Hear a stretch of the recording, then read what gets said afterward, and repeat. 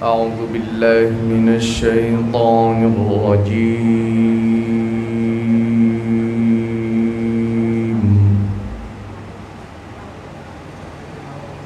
بسم الله الرحمن الرحيم.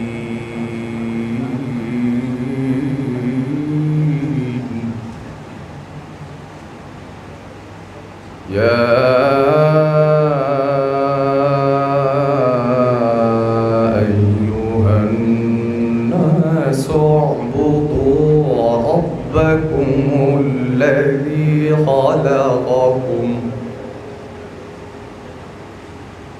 الذي خلقكم والذين من قبلكم لعلكم تتقون.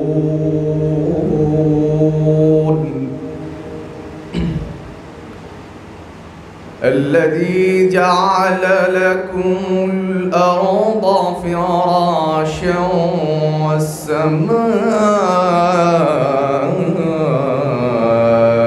بناء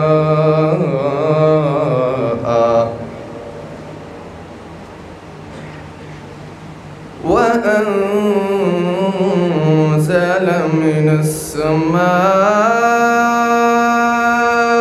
ماء فأخرج به من الثمرات رزقا لكم فلا تجعلوا لله أندادا وأنتم تعلمون.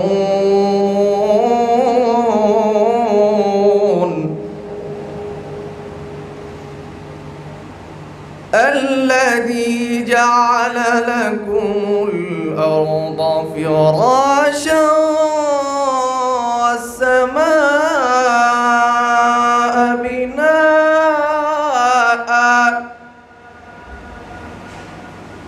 وأنزل من السماء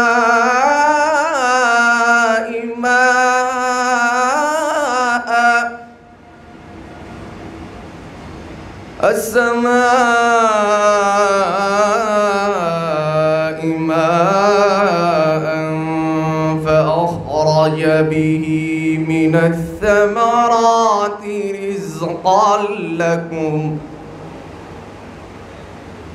فلا تجعلوا لله أندادا وأنتم تعلمون.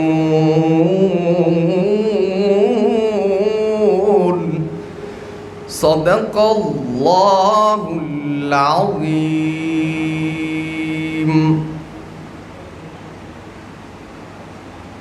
মহান আল্লাহ তাআলা ইরশাদ করেন, হে মানব সমাজ, তোমরা তোমাদের প্রভুর ইবাদত করো, যিনি তোমাদের এবং তোমাদের পূর্ববর্তীদের সৃষ্টি করেছেন, যেন তোমরা তাকওয়াবান হতে পারো।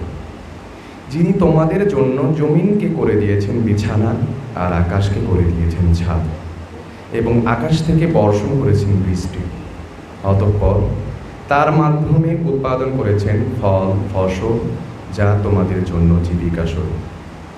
সুতরাং জেনে শুনে তোমরা আল্লাহর সাথে কাউকে শরীক করো না। বারাকাল্লাহু লানা ওয়া লাকুম ফিল কুরআনিল আযীম। আসসালামু আলাইকুম ওয়া রাহমাতুল্লাহি ওয়া বারাকাতুহু। স্বাধীনতা ও মানবাধিকার শব্দটি বুঝে ওঠার আগে আমাকে অপহরণ করা হয়।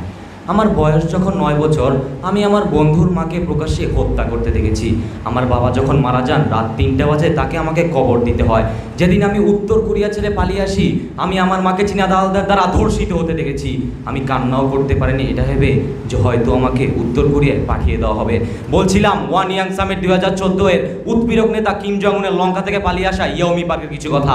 বর্তমানে যেখানে নেতা শব্দটি শুনলে গরু ঝাল খেয়ে বেড়ানোর মতো অবস্থা হয়, মাননীয় সভাপতি, সম্মানিত সুধীবৃন্দ এবং বিজ্ঞ বিচারকগণ, এমন এক প্রেক্ষাপটে আমাদের বিতর্কের আজকের বিষয় নেতা নয়, ভালো মানুষই পারে পৃথিবীকে বদলে দিতে পক্ষে অবস্থান করছি। মহাত্মা গান্ধী বলেছিলেন, আপনি যদি পৃথিবীকে পরিবর্তন করতে চান তবে নিজেকে দিয়ে শুরু করুন। শুধু নেতা হলে হবে না, ভালো মানুষ হতে হবে। খাবার যতই দামি হোক না কেন, সেটি পচে গেলে যেমন তার মূল্য থাকে না, তেমনি একজন মানুষ যত বড়ই নেতা হোক না কেন, তিনি যদি ভালো মানুষ না হন তার কোনো দাম থাকে না। আজকে আমরা নেতা বলতে এমন একজন ব্যক্তিকে বুঝাচ্ছি যিনি রাজনৈতিক দলের সঙ্গে যুক্ত থেকে নিজের দলকে ক্ষমতায় আনার চেষ্টা করেন এবং ভালো মানুষের সংজ্ঞানে যায়, তাহলে সংজ্ঞান বোধ হয় বলে শেষ করা যাবে না। নিঃস্বার্থক, পরোপকারী, সত্যবাদী, দায়িত্বশীল, দেশপ্রেমী, এগুলো তো একজন ভালো মানুষের সাধারণ গুণাবলী মাত্র। আর পৃথিবী বদলানো বলতে আমরা যুদ্ধ বিদ্রোহ কমানো ও দারিদ্রতা কমানোর মতো ইতিবাচক পরিবর্তনকে বোঝাচ্ছি। আজকে আমিও আমার দল দেখিয়ে যাব যে একজন ভালো মানুষই পারে পৃথিবীকে বদলাতে। তা না হলে পৃথিবী পরিবর্তন হবে ঠিকই, কিন্তু তা হবে নেতিবাচক ও ভয়াবহ। হয়তো আমার প্রতিপক্ষ দল আজকে Nelson Mandela, Mahatma Gandhi, Abraham Lincoln, Sheikh Mujibur Rahman ও একে ফজলুল হকদের মতো নেতাদের কথা বলে যাবেন, কিন্তু আপনারা কি এটা প্রমাণ করতে পারবেন যে তারা ভালো মানুষ ছিল না? প্রশ্ন রয়ে গেল বিপক্ষ দলের কাছে। ভালো মানুষের কথা বললেই মনে পড়ে 21 পদকপ্রাপ্ত পলান সরকারের কথা, যিনি পেশায় ছিলেন একজন সাধারণ সমাজকর্মী। নিজের টাকায় বই কিনে প্রতিদিন 30 কিলোমিটার হেঁটে বাড়ি বাড়ি কর্নারে বই পড়তে দিতেন পিছিয়ে পড়া গ্রামের মানুষদের, যার ফলে প্রত্যন্ত অঞ্চলের শিশুরাও শিক্ষার আলোয় আলোকিত হতে পেরেছিল। রাজশাহীর 20টি অঞ্চলে যিনি বইওয়ালা দাদুভাই হিসেবে পরিচিত ছিলেন।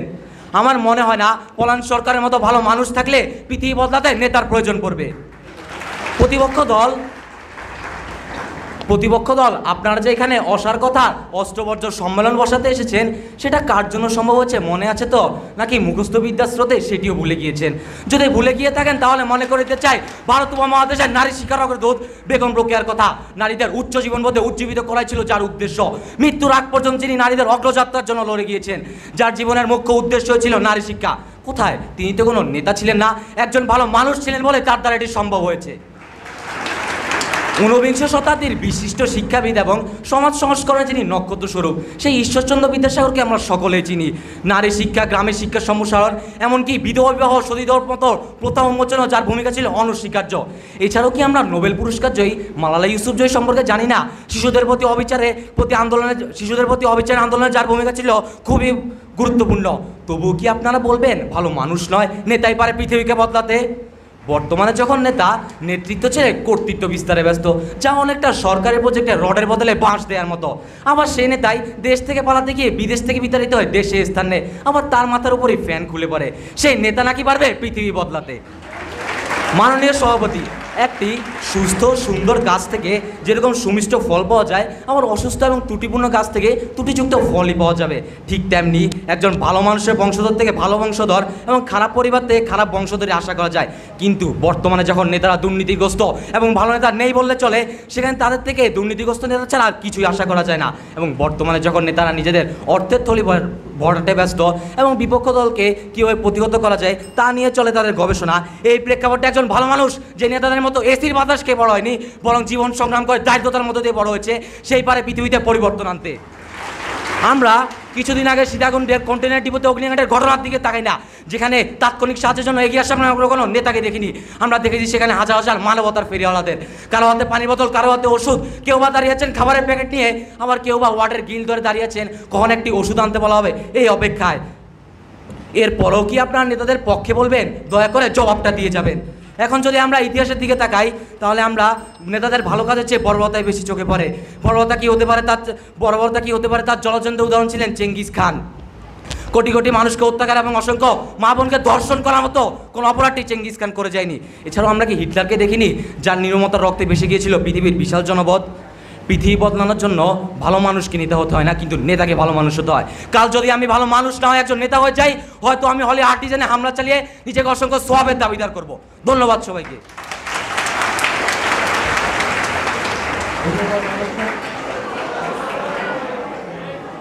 মানুষ হোক বা মানুষের কর্মকাণ্ডই হোক, ভালোর পক্ষে আপনি, আমি, সকলে। ভালো হওয়ার প্রত্যাশাও সকলেরই আছে। কিন্তু আজকে আমাদের বিতর্কের বিষয় নেতা নয়, ভালো মানুষই পারে পৃথিবীকে বদলে দিতে। অত্যন্ত যুক্তিসঙ্গত কারণে আমিও আমার দল এর বিপক্ষে অবস্থান করছি। ধন্যবাদ মাননীয় সভাপতি আমাকে কিছু বলার সুযোগ প্রদান করার জন্য। আচ্ছা, নেতা কারা? নেতা হলেন তারা যারা কোনো কিছু সম্পাদন করার জন্য সংখ্যাগরিষ্ঠ মানুষকে নেতৃত্ব দিয়ে থাকেন। আর ভালো মানুষ কারা? ভালো মানুষ হলেন তারা যারা সকল ধরনের নৈতিক গুণে গুণান্বিত। প্রতিপক্ষ দলের বক্তা তার বক্তব্যের মাধ্যমে বারবার বোঝাতে চাচ্ছেন যে নেতাদের অবহেলার কারণে, নেতাদের চারিত্রিক বৈশিষ্ট্যের কারণে পৃথিবীতে কি কি হতে পারে বা হচ্ছে, কিন্তু তিনি তো একবারও বললেন না নেতাদের অবদানের কারণে পৃথিবীতে কি কি উন্নতি সাধন হয়েছে। মাননীয় সভাপতি, লক্ষ্য করুন, এই পৃথিবীতে যতগুলো আমূল পরিবর্তন ঘটেছে তা ঘটেছেই নেতাদের কর্মগুণ এবং কর্মদক্ষতার কারণেই। পৃথিবীতে লক্ষ কোটি ভালো মানুষ রয়েছে, কিন্তু তারা পৃথিবী বদলে দেওয়ার ক্ষমতা রাখেন না। এটি প্রমাণিত। যদি কি পৃথিবীকে বদলে দিতে হয় তাহলে সেই লক্ষ কোটি মানুষকে সমন্বয় করে যুগে যুগে কিছু নেতা তৈরি হয়, যার হাত ধরে আজকে আমাদের এই পৃথিবীর অবস্থান। পৃথিবীর আধুনিক সভ্যতা আনয়নের পেছনে অসংখ্য নেতার অবদান রয়েছে, যাদের মধ্যে উল্লেখযোগ্য হলেন Martin Luther King, Alexander the Great, Nelson Mandela, Napoleon, Elizabeth, John F Kennedy, Mahathir Mohamad, Mahatma Gandhi এবং বাংলাদেশের সর্বকালীন সর্বশ্রেষ্ঠ বাঙালি বঙ্গবন্ধু শেখ মুজিবুর রহমান সহ আরও অনেকে। আজ আমরা এক স্বাধীন দেশের নাগরিক। আজ আমরা গর্বের সাথে বলতে পারি আমরা এক স্বাধীন দেশ, বাংলাদেশের নাগরিক। এই বাংলাদেশের স্বাধীনতার পেছনেও এক মহান নেতার অবদান রয়েছে, যার বজ্রকণ্ঠে 1971 সালের 7ই মার্চ ধ্বনিত হয়েছিল। প্রত্যেক গ্রামে, প্রত্যেক মহল্লায়, প্রত্যেক ইউনিয়নে আওয়ামী লীগের নেতৃত্বে সংগ্রাম পরিষদ গড়ে তোলো এবং তোমাদের যা কিছু আছে তাই নিয়ে প্রস্তুত থাকো। মনে রাখবা, রক্ত যখন দিয়েছি রক্ত আরও দেব। এদেশের মানুষকে মুক্ত করে ছাড়বো ইনশাআল্লাহ। এবারের সংগ্রাম আমাদের মুক্তির সংগ্রাম, এবারের সংগ্রাম স্বাধীনতার সংগ্রাম। জয় বাংলা। বাংলাদেশের স্বাধীনতার পেছনে এক সাধারণ ভাষণের গুরুত্ব অনেক। 1971 সালে যখন আমরা পরাধীন এবং পশ্চিম পাকিস্তানিদের দ্বারা শোষিত ছিলাম, তখনও দেশে অনেক ভালো মানুষ ছিলেন, যাদের মনে দেশপ্রেম ছিল, দেশকে মুক্ত করার চেতনাও ছিল, কিন্তু তারা কেউই প্রথমে এগিয়ে আসতে পারেনি। বঙ্গবন্ধু শেখ মুজিবুর রহমান যখন 1971-এর 7ই মার্চে 18 মিনিটে তার এই ভাষণটি দেন, তখন এই ভালো মানুষগুলো সাহস পায়, ঐক্যবদ্ধ হয় এবং মুক্তিযুদ্ধে ঝাঁপিয়ে পড়ে, যার ফসল আজকের এই বাংলাদেশ। এখানে বঙ্গবন্ধু শেখ মুজিবুর রহমান যদি এই ভালো মানুষদের প্রেরণা না দিতেন, তাদের মনে সাহস না জোগাতেন, তাদেরকে মুক্তিযুদ্ধে নেতৃত্ব না দিতেন, তাহলে এই ভালো মানুষরা কি পারত নিজে এই দেশ স্বাধীন করতে? প্রশ্ন রেখে যাচ্ছি। একজন নেতার বজ্রকণ্ঠ যতটুকু না বলিষ্ঠ, একজন ভালো মানুষের চিত্ত ততটুকু বলিষ্ঠ কখনোই হতে পারে না। এবার আসি ভালো মানুষদের প্রসঙ্গে। প্রতিপক্ষ দল ভালো মানুষদের দিয়ে পৃথিবীকে বদলে দিতে যাচ্ছেন। আচ্ছা, আপনারা উলুবনে মুক্ত ছড়াচ্ছেন কেন? আপনারা যে ভালো মানুষের গুণগান করছেন, তারা আসলে চারিত্রিক দিক থেকে কতটুকু ভালো? মানুষ মুখে ভালো হয়ে কাজে ভালো না হলে সেই ভালো মানুষের কোনো মূল্য নেই। পৃথিবীতে যদি এত ভালো মানুষ থাকতো যারা পৃথিবী বদলে দিতে পারতো, তাহলে তো কোনো দেশে কোনো নেতার প্রয়োজনই ছিল না। আমাদেরকে প্রতিদিন খবরে ধর্ষিতার কাতর কণ্ঠ শুনতে হয়। ট্রাফিক পুলিশেরা অনেক টাকা ঘুষ নিয়ে অদক্ষ লাইসেন্সবিহীন চালকদের ছেড়ে দিচ্ছে, যার কারণে সড়ক দুর্ঘটনা আজ এত বেড়ে গিয়েছে। পুলিশরা লাখ লাখ টাকা ঘুষ নিয়ে বড় বড় চোর, খুনি, ছিনতাইকারী, ধর্ষকদের ছেড়ে দিচ্ছে, যার ফলে অপরাধীগুলো পরবর্তীতে গিয়ে আরও বড় বড় হিংস্র ধরনের অপরাধ করছে। আজকাল আবার শোনা যাচ্ছে চাকার জন্য নাকি তার মানুষ তার আপন ভাই বোন, এমনকি বাবা মাকেও মেরে ফেলছে। পৃথিবীতে গড়ে বছরে 60% মানুষ তাদের বৃদ্ধ বাবা মাকে বৃদ্ধাশ্রমে রেখে আসছে। মানুষের মানসিকতা দিন দিন নিকৃষ্ট থেকে নিকৃষ্টতর হচ্ছে। এ সকল মানুষও বাইরে দিয়ে নিজেদেরকে ভালো মানুষই দাবি করেন, কিন্তু এমন ভালো মানুষ দিয়ে কি দেশের বা জাতির উন্নতি সম্ভব? প্রশ্ন রেখে যাচ্ছি। এক্ষেত্রে আমি বলবো, an ounce of practice is worth more than tons of preaching. বিশ্বের পরিবর্তন করা হাতে গোনা কয়েকজন ভালো মানুষের পক্ষে সম্ভব নয়, কিন্তু বিশ্বের পরিবর্তন করা হাতে গোনা কয়েকজন নেতার পক্ষে অবশ্যই সম্ভব। আমি এই পর্যায়ে পক্ষদলের বক্তাদের উদ্দেশ্যে কিছু বলে যেতে চাই। পৃথিবীতে ভালো মানুষের সঠিক সংজ্ঞা আমার ঠিক জানা নেই, কিন্তু যা জানি সেই হিসেবে পৃথিবীতে শত কোটি ভালো মানুষ রয়েছে, কিন্তু তারা পৃথিবী বদলানোর দায়িত্ব নেয় না, পারেও না। এখানে নেতাদের দক্ষতা, বলিষ্ঠ নেতৃত্বই পারে এবং পেরেছে পৃথিবীকে বদলে দিতে। এখানে পক্ষ দলের প্রথম বক্তা বললেন আমাদের দেশের ইতিবাচক দিকগুলো নিয়ে আমরা আজ বিতর্ক করছি। আমি এই ক্ষেত্রে বলতে চাই, আচ্ছা আমাদের আজকের বিতর্কের বিষয়টি কি ছিল? আজকে আমাদের বিতর্কের বিষয়টি ছিল নেতা নয় ভালো মানুষই পারে পৃথিবীকে বদলে দিতে। এখানে আমরা পৃথিবীর উন্নতির কথা বলিনি, এখানে আমরা পৃথিবীর বদলের কথা বলেছি। বদল দুই ধরনের হতে পারে, ইতিবাচক এবং নেতিবাচক, এবং এই দুটি হয়ে থাকে নেতাদের কারণেই। বঙ্গবন্ধুকে একজন ভালো মানুষ হিসেবে বাংলাদেশের ভাগ্য বদলাননি, নেলসন ম্যান্ডেলাকে একজন ভালো মনের মানুষ হয়ে নিজে কৃষ্ণাঙ্গ হয়ে অন্য কৃষ্ণাঙ্গদের জন্য লড়াই করেননি। গান্ধীজিকে একজন মানবদরদী হয়ে দেশের মানুষের জন্য লড়াই করেননি। প্রধানমন্ত্রী শেখ হাসিনা কি বাংলাদেশকে একটি উন্নত রাষ্ট্র হিসেবে গড়ে তোলার জন্য কাজ করছেন না? এই সকল প্রশ্নের উত্তর যদি হ্যাঁ হয়ে থাকে তাহলে আজকে আমাদেরকে মানতেই হবে ভালো মানুষ নয়, নেতাই পারে পৃথিবীকে বদলে দিতে। ধন্যবাদ মাননীয় সভাপতি, ধন্যবাদ সকলকে।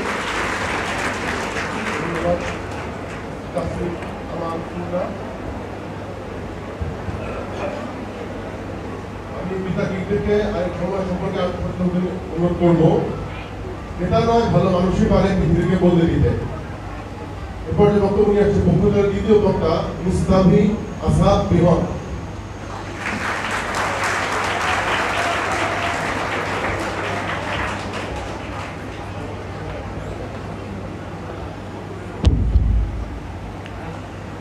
ধন্যবাদ মাননীয় সভাপতি, বিজ্ঞ বিচারক মণ্ডলী এবং উপস্থিত সুধীবৃন্দ। আজকের বিতর্কের বিষয় নেতা নয় ভালো মানুষই পারে পৃথিবী বদলে দিতে। যুক্তিসঙ্গত কারণে বিষয়ের পক্ষে অবস্থান করছি। মাননীয় সভাপতি, একটি দেশের জনগণ এবং সে দেশের নেতা একে অপরের সঙ্গে সম্পর্কযুক্ত। জনগণের সামগ্রিক আচরণের প্রভাব লক্ষ্য করা যায় নেতার আচরণে।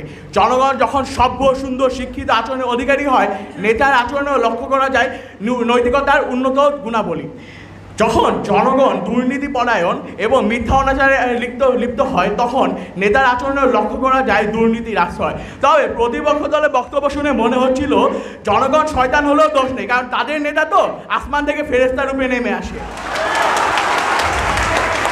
খুব ছোটবেলায় শুনেছিলাম পৃথিবী বদলাতে নাকি স্বপ্নবাজ হতে হয়। বিশেষ থেকে কিছু স্বপ্নবাজ পুরুষ দেশে ফিরে তখন দিন বদলের জোয়ার চালাচ্ছিলেন। জামাল নজরুল ইসলাম, জামিলুর রহমান চৌধুরীরা ছিলেন না সেই জোয়ারে। মাতৃভূমিকে তারা নেতা না হয়েও স্বপ্ন দেখে গিয়েছেন। মাতৃভূমির আজকের অবস্থানে তাদের কোন ভূমিকাকে আপনি বাদ দেন, তাদের অবদান যে গুনতে শুরু করলে শেষ করতে কষ্ট হয়। উন্নয়নের জোয়ার দেখে একদল নেতা ভেবে বসলেন স্বপ্নবাস তৈরি হলে দেশ বদলে যাবে, পৃথিবী বদলে যাবে। তখন তারা তৈরি করার চেষ্টা করলেন স্বপ্নবাস। তবে স্বপ্নবাস তো তৈরি হলো না, প্রচুর পরিমাণে স্বপ্নবাস ট্যাগধারী লোকদের উৎপন্ন হলো।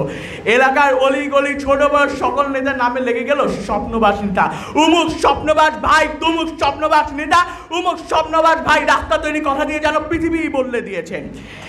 এত এত স্বপ্নবাজে ভিড়ে আমরা তো ভুলে গেলাম সেই সকল স্বপ্নবাজদের যারা সত্যিকারের স্বপ্নের বাস্তবায়নকারী।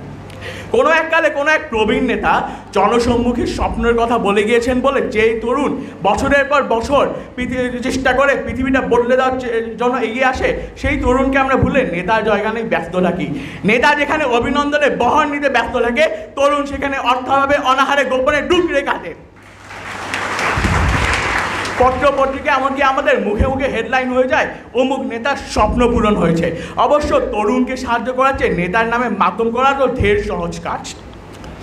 তরুণকে আমরা কখনো তাকাই না। বাঙালির বড় মায়া, বাঙালি তরুণের প্রতি অনেক মায়া করে দূর থেকে। আর তরুণ সেটা চেষ্টা করে যায়, নিজের সাথে যুদ্ধ করে, পৃথিবী বদলানোর সংগ্রামে টিকে থাকার লড়াই করে। ইতিহাস সাক্ষী, যুগ যুগ ধরে তরুণেরা পৃথিবী বদলানোর জন্য সংগ্রাম করে গিয়েছেন।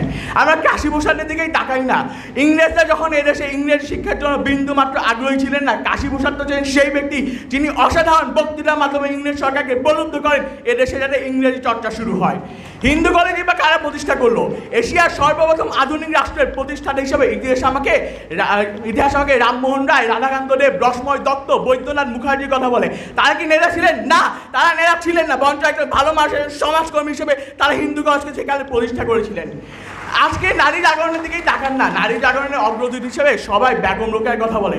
ইতিহাসের আরও আগে ফিরে যান, বাংলায় নারী জাগরণের পথিকৃৎ কে ছিলেন? ইতিহাস আমাকে রামমোহন রায়ের কাছে নিয়ে যায়, যিনি সতীদাহ প্রথা যখন বন্ধ করেছিলেন, পুত্র রমাপ্রসাদ রায় তখন মঞ্চে এসে নারী জাগরণের সমগ্র কাজ করে যান। বেতন সভায় যোগ দিয়ে তিনি সমগ্র দেশের নারী উন্নয়নে কাজ করে যান। আমি কি তাদের ভুলতে পারি? তারা তো আমার পূর্বপুরুষ ছিলেন।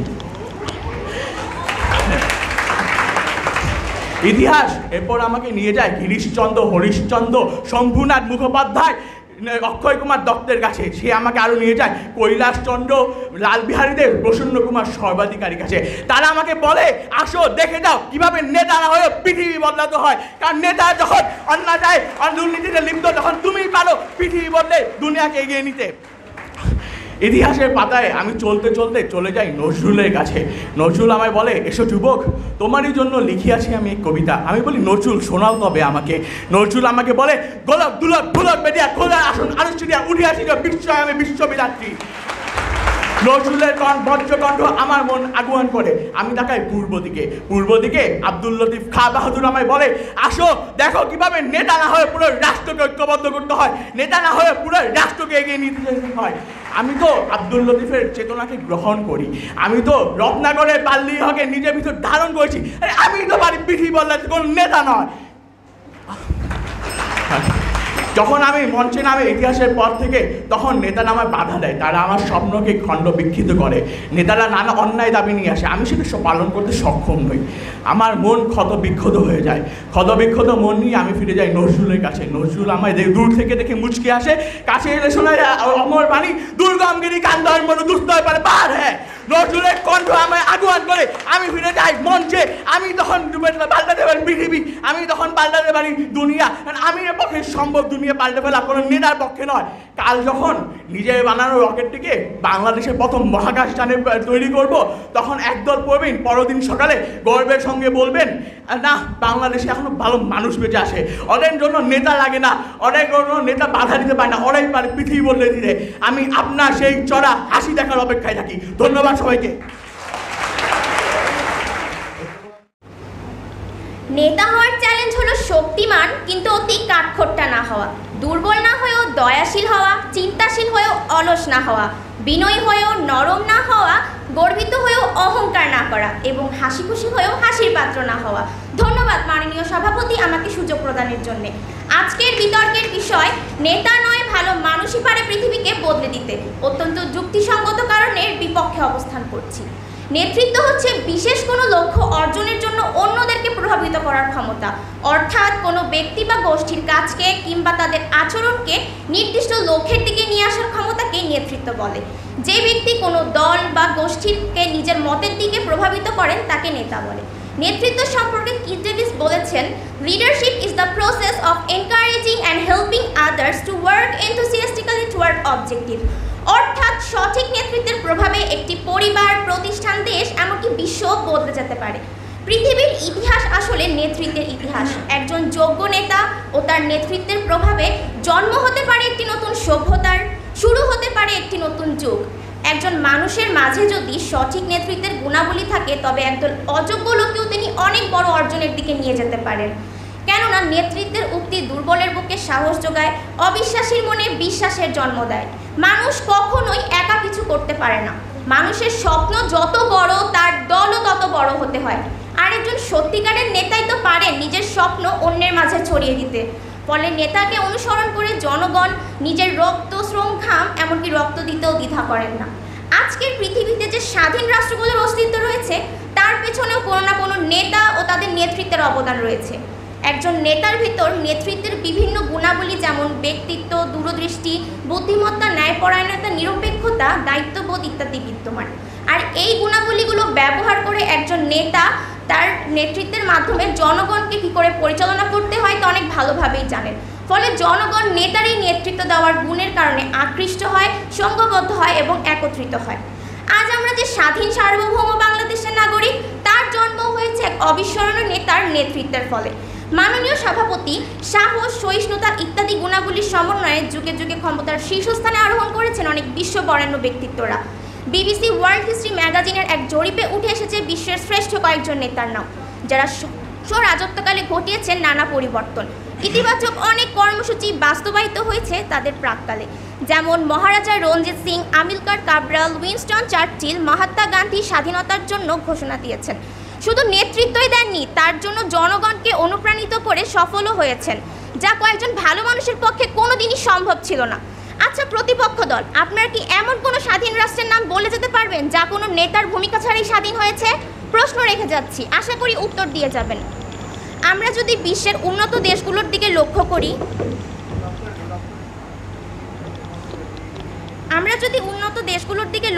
তাহলে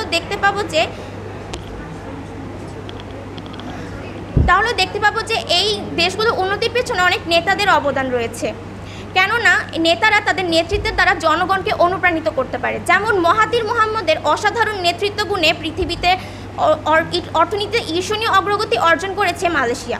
কৃষিনির্ভর অর্থনীতি থেকে অতি দ্রুত শিল্পোন্নত দেশে পরিণত হয়েছে দেশটি। সেমিকন্ডাক্টর, বৈদ্যুতিক পণ্য, তথ্য প্রযুক্তি ইত্যাদি নানা খাতে বিশ্বের অন্যতম প্রধান রপ্তানিকারক দেশ আজ মালয়েশিয়া। তাছাড়াও যুক্তরাষ্ট্রের প্রাক্তন রাষ্ট্রপতি বারাক ওবামা, ভারতের পশ্চিমবঙ্গের মুখ্যমন্ত্রী মমতা ব্যানার্জি তাদের নেতৃত্বের দ্বারা জনগণকে অনুপ্রাণিত করেছেন এবং স্ব রাষ্ট্রের উন্নতি সাধন করেছেন। আজ যে বাংলাদেশ উন্নয়নশীল রাষ্ট্র হিসেবে সারা পৃথিবীতে পরিচিত, তাও সম্ভব হয়েছে। দ্বিতীয় বিশ্বযুদ্ধ 70 থেকে 85 মিলিয়ন, ইরান যুদ্ধ 0.5 মিলিয়ন, ভিয়েতনাম যুদ্ধ 2 মিলিয়ন। বলছিলাম Adolf Hitler, Benito Mussolini, George Bush এবং ট্রুম্যানের মতো নেতাদের সময় পৃথিবীতে ঘটে যাওয়া ধ্বংসাত্মক যুদ্ধের মৃত্যু সংখ্যা যখন নেতারাই হয়ে ওঠে যাদের বিপর্যস্তের কারণ এবং পৃথিবী ধ্বংসের কারণ, সে সময় একজন ভালো মানুষ তার কর্মের মাধ্যমে পৃথিবীকে পরিবর্তন করতে পারে।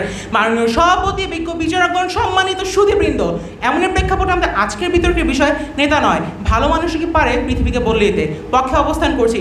আমাদের প্রতিপক্ষ দল আজকে ভিন্ন ভিন্ন সুরে সাতকাণ্ড রামায়ণ পড়ার চেষ্টা করলো, শেষ পর্যন্ত ধান বান্ধে শীতের গীতে গিয়ে গেলেন।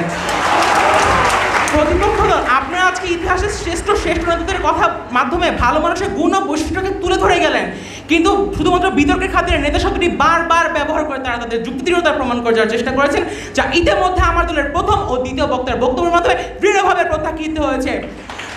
প্রতিপক্ষ দল সিংহাবলোকন বন্ধ করুন, বর্তমান প্রেক্ষাপটে আসুন। বর্তমানে যেখানে মাথা চাড়া দিয়ে অসংখ্য অক্ষম নেতা, যাদেরকে কাজের সময় পিঁপড়ার গর্ত খুঁজে পাওয়া দুষ্কর, কিন্তু তারা ক্ষমতার বলে গদিতে বসে ত্রাস সৃষ্টি করছে এবং নিজের ক্ষমতা রক্ষার্থে তৈরি করছে কিছু পাতি নেতাও। এবং রাজনৈতিক মিটিং মিছিলগুলোতে পাতি নেতারা শুধুমাত্র ছেলেপেলেদের মাথা খোঁজে। আপনারা কি জানেন তারা সেগুলো কোথা থেকে আনে? তারা সামাজিক ব্যাধি কিশোর গ্যাংকে মদপুষ্ট করে এবং তাদের হাতে টাকা দিয়ে বলে মিটিং এসে বলতে আমার ভাই, তোমার ভাই, নেতা ভাই, নেতা ভাই, এবং সে কিশোর পরবর্তীতে সমাজে ত্রাস সৃষ্টি করে এবং তৈরি হয় পাতি নেতা থেকে অক্ষম নেতায় এবং সৃষ্টি হয়ে যায় অক্ষমতা শেষ না হওয়ার চক্র, যা উন্নয়নকে পিছনের দিকে ঠেলে দেয়। যে কিশোরকে আজকে কলম নিয়ে বিশ্বকে জয় করার কথা, সে আজকে হাতে দা বোটা ছুরি নিয়ে হত্যা করছে নিজের সমবয়সী কাউকে। এ পরিবর্তনকে আমরা চেয়েছি, আশা করি উত্তর দিয়ে যাবেন। প্রতিপক্ষ দল আপনারা আমাদের যুক্তি শুনতে না পারলেও আশা করি আপনারা লঙ্কাতে যে ডঙ্কা পেঁচে উঠেছে সে প্রতিধ্বনি শুনতে পেরেছেন। সেখানে রাজনৈতিক সংকট মোকাবেলা করছে শ্রীলঙ্কা এবং বিশ্লেষক সিলভারাইন্ডে সিলভা বলেন মূলত সর্বগ্রাসের দুর্নীতি এর পেছনের মূল কারণ এবং রাজা রাজপাকসের পরিবারকে চূড়ান্ত পর্যায়ে নেওয়া যায়। যে নেতা দুর্নীতির মাধ্যমে নিজের দেশকে লঙ্কার লেলিহান শিখায় ডুবিয়ে দেয়, সে নেতা কীভাবে পৃথিবীকে পরিবর্তন করে, আশা করি উত্তর দিয়ে যাবেন। আচ্ছা, প্রতিপক্ষ দল ধরে নিলাম সকল নেতা আপনাদের মধ্যে দুধে ধোয়া তুলসী পাতা, কিন্তু একজন নেতা কখনই সরাসরি একটি কাজ করতে পারে না, তাকে অন্যান্য মানুষের মাধ্যমে সেই কাজগুলো করাতে হয়। যদি সে মানুষে হয় কিং কোবরা বিষ, তাহলে সে বিষাক্ত তুলসী পাতা আপনাদের জন্যই। কেননা মির্জাফরের বিশ্বাসঘাতকতার কথা আমাদের সকলেই মনে আছে, যে সেনাপতি ইংরেজদের সাথে হাত মিলে পরাজিত করে বাংলার শেষ স্বাধীন নবাব সিরাজউদ্দৌলাকে, এবং যার ফলে উত্থান ঘটে ইংরেজ শক্তির এবং প্রায় 200 বছর শোষিত হতে হয় বাঙালিদের। এবং রোমান সভ্যতার সম্রাট জুলিয়াস সিজারের সময় তার নিজ ভাগ্নে মার্কাস জুনিয়াস ব্রুটাস তাকে হত্যার ষড়যন্ত্র করেন। তাই প্রতিপক্ষ দলের দলনেতা আপনি একটু সাবধান থাকবেন। আমাদের দেশে বিভিন্ন সমস্যা রয়েছে, শুধুমাত্র একজন নেতার পক্ষে সে সকল সমস্যার সমাধান করা কখনোই সম্ভব নয় এবং একজন নেতা তার সকল কাজ কখনই সাধারণ মানুষের জন্য করে না, সে কিছুটা তার করে তার রাজনৈতিক দলের জন্য, সেদিক থেকে তার কিছু সীমাবদ্ধতা থেকে যায়। তাই তো সময় আসলে প্রতিশ্রুতির অভাব থাকে না, সময় চলে গেলে রাস্তায় গর্তের অভাব থাকে না, কিন্তু সে জায়গা থেকে একজন ভালো মানুষ নিঃস্বার্থভাবে কাজ করে অন্যের দুর্ভোগ দেখে এবং সেই জন্য কোনো ফল আশা করে না। এমন একজন ব্যক্তিত্ব রাজশাহীর গহের আলী, যিনি একজন ভিক্ষুক হওয়া সত্ত্বেও তিনি 12,000 তালের বীজ রোপণ করে তিনি সেগুলোকে পরিচর্যা করে বড় করেছেন এবং সেগুলো বর্তমানে 30 থেকে 40 ফুট বড় হয়ে গিয়েছে। তিনি একজন ভিক্ষুক হওয়া সত্ত্বেও তিনি এত বড় একটি পদক্ষেপ নিতে পেরেছেন, কিন্তু আমাদের নেতা তালের বীজ বপন পদক্ষেপ নেওয়ার পরও তারা কেন সেটি করতে সফল হয়নি, আশা করে উত্তর দিয়ে যাবেন। সাম্যবাদ যে সত্য লৌহ বর্মে আচ্ছাদিত ফ্যাসিস্টদের টুকরো টুকরো করে দেয় এবং 1500 বছর আগে এর চিত্র এঁকে যান কার্ল মার্কস। যে মানুষ নিজের দেশ নয় বরং সমগ্র বিশ্বের জন্য সমত ভ্রাতৃত্বের উৎস খুঁজে বের করে যায়, যার জ্বলন্ত দৃষ্টান্ত আমাদের বর্তমান প্রজন্ম। প্রতিপক্ষ দল আমিও আমার দল আজকে অতীত বর্তমান ভবিষ্যৎ প্রেক্ষাপটের আলোকে প্রমাণ করে গিয়েছি কেন একজন নেতা নয় বরং ভালো মানুষই পৃথিবীকে পরিবর্তন করতে পারবে। কিন্তু আপনারা যদি এখন অর্বাচীনের মতো না বুঝে ভান করে থাকেন তাহলে বলতে হচ্ছে আপনাদেরকে তুলে নিয়ে পদোন্নতি পুশ করে ফেলে দেওয়া ছাড়া বোঝানোর আর কোনোই উপায় নেই। প্রতিপক্ষ দল একজন ভালো মানুষ হিরণ্যের পিদেমের মতো, যে তার নিজ অবস্থান থেকে ঔর্য ছড়িয়ে আলোকিত করতে পারে তার পারিপার্শ্বিক অবস্থাকে। কিন্তু কেন আপনারা এই ঔর্যকে শুধুমাত্র নেতাদের মাধ্যমে ছড়িয়ে ম্লান করে দিতে চাচ্ছেন ইথিওপিয়া, আফগানিস্তান, ইউক্রেন এবং মালির মতো সেসব ক্ষুধা দারিদ্র যুদ্ধবিধ্বস্ত শিশুদের স্বপ্ন, যারা নিজেরাও চায় একটি সুন্দর পৃথিবীতে বাস করতে? এখানে আমরা যারা উপস্থিত আছি তারা সকলের মধ্যে একজন ভালো মানুষ উপস্থিত আছে। যেমন ক্ষুদ্র ক্ষুদ্র বালকণা মহাদেশ, ক্ষুদ্র ক্ষুদ্র জলকণা মহাসাগর গড়ে তুলতে পারে, আমাদের মতো ক্ষুদ্র ক্ষুদ্র ভালো মানুষই পারবে একটা সুন্দর পৃথিবী গড়ে তুলতে। প্রতিপক্ষ দল, আপনারা যদি এখনও না বোঝেন তাহলে অপেক্ষা করুন সেদিনের জন্য যেদিন আমি নোবেল প্রাইজ বিজয়ী হয়ে দারিদ্রতা দূর করব এবং আমার এই কলেজের বার্ষিক সম্মেলনের শেষ পাতায় আমার এই সুদর্শনী ছবির সাথে আমার জীবনে দেখা সর্বশ্রেষ্ঠ মানুষদের সাথে আমার ছবি থাকবে এবং এর নিচে লেখা থাকবে a great man who change the world. ধন্যবাদ মাননীয় সভাপতি, ধন্যবাদ সকলকে।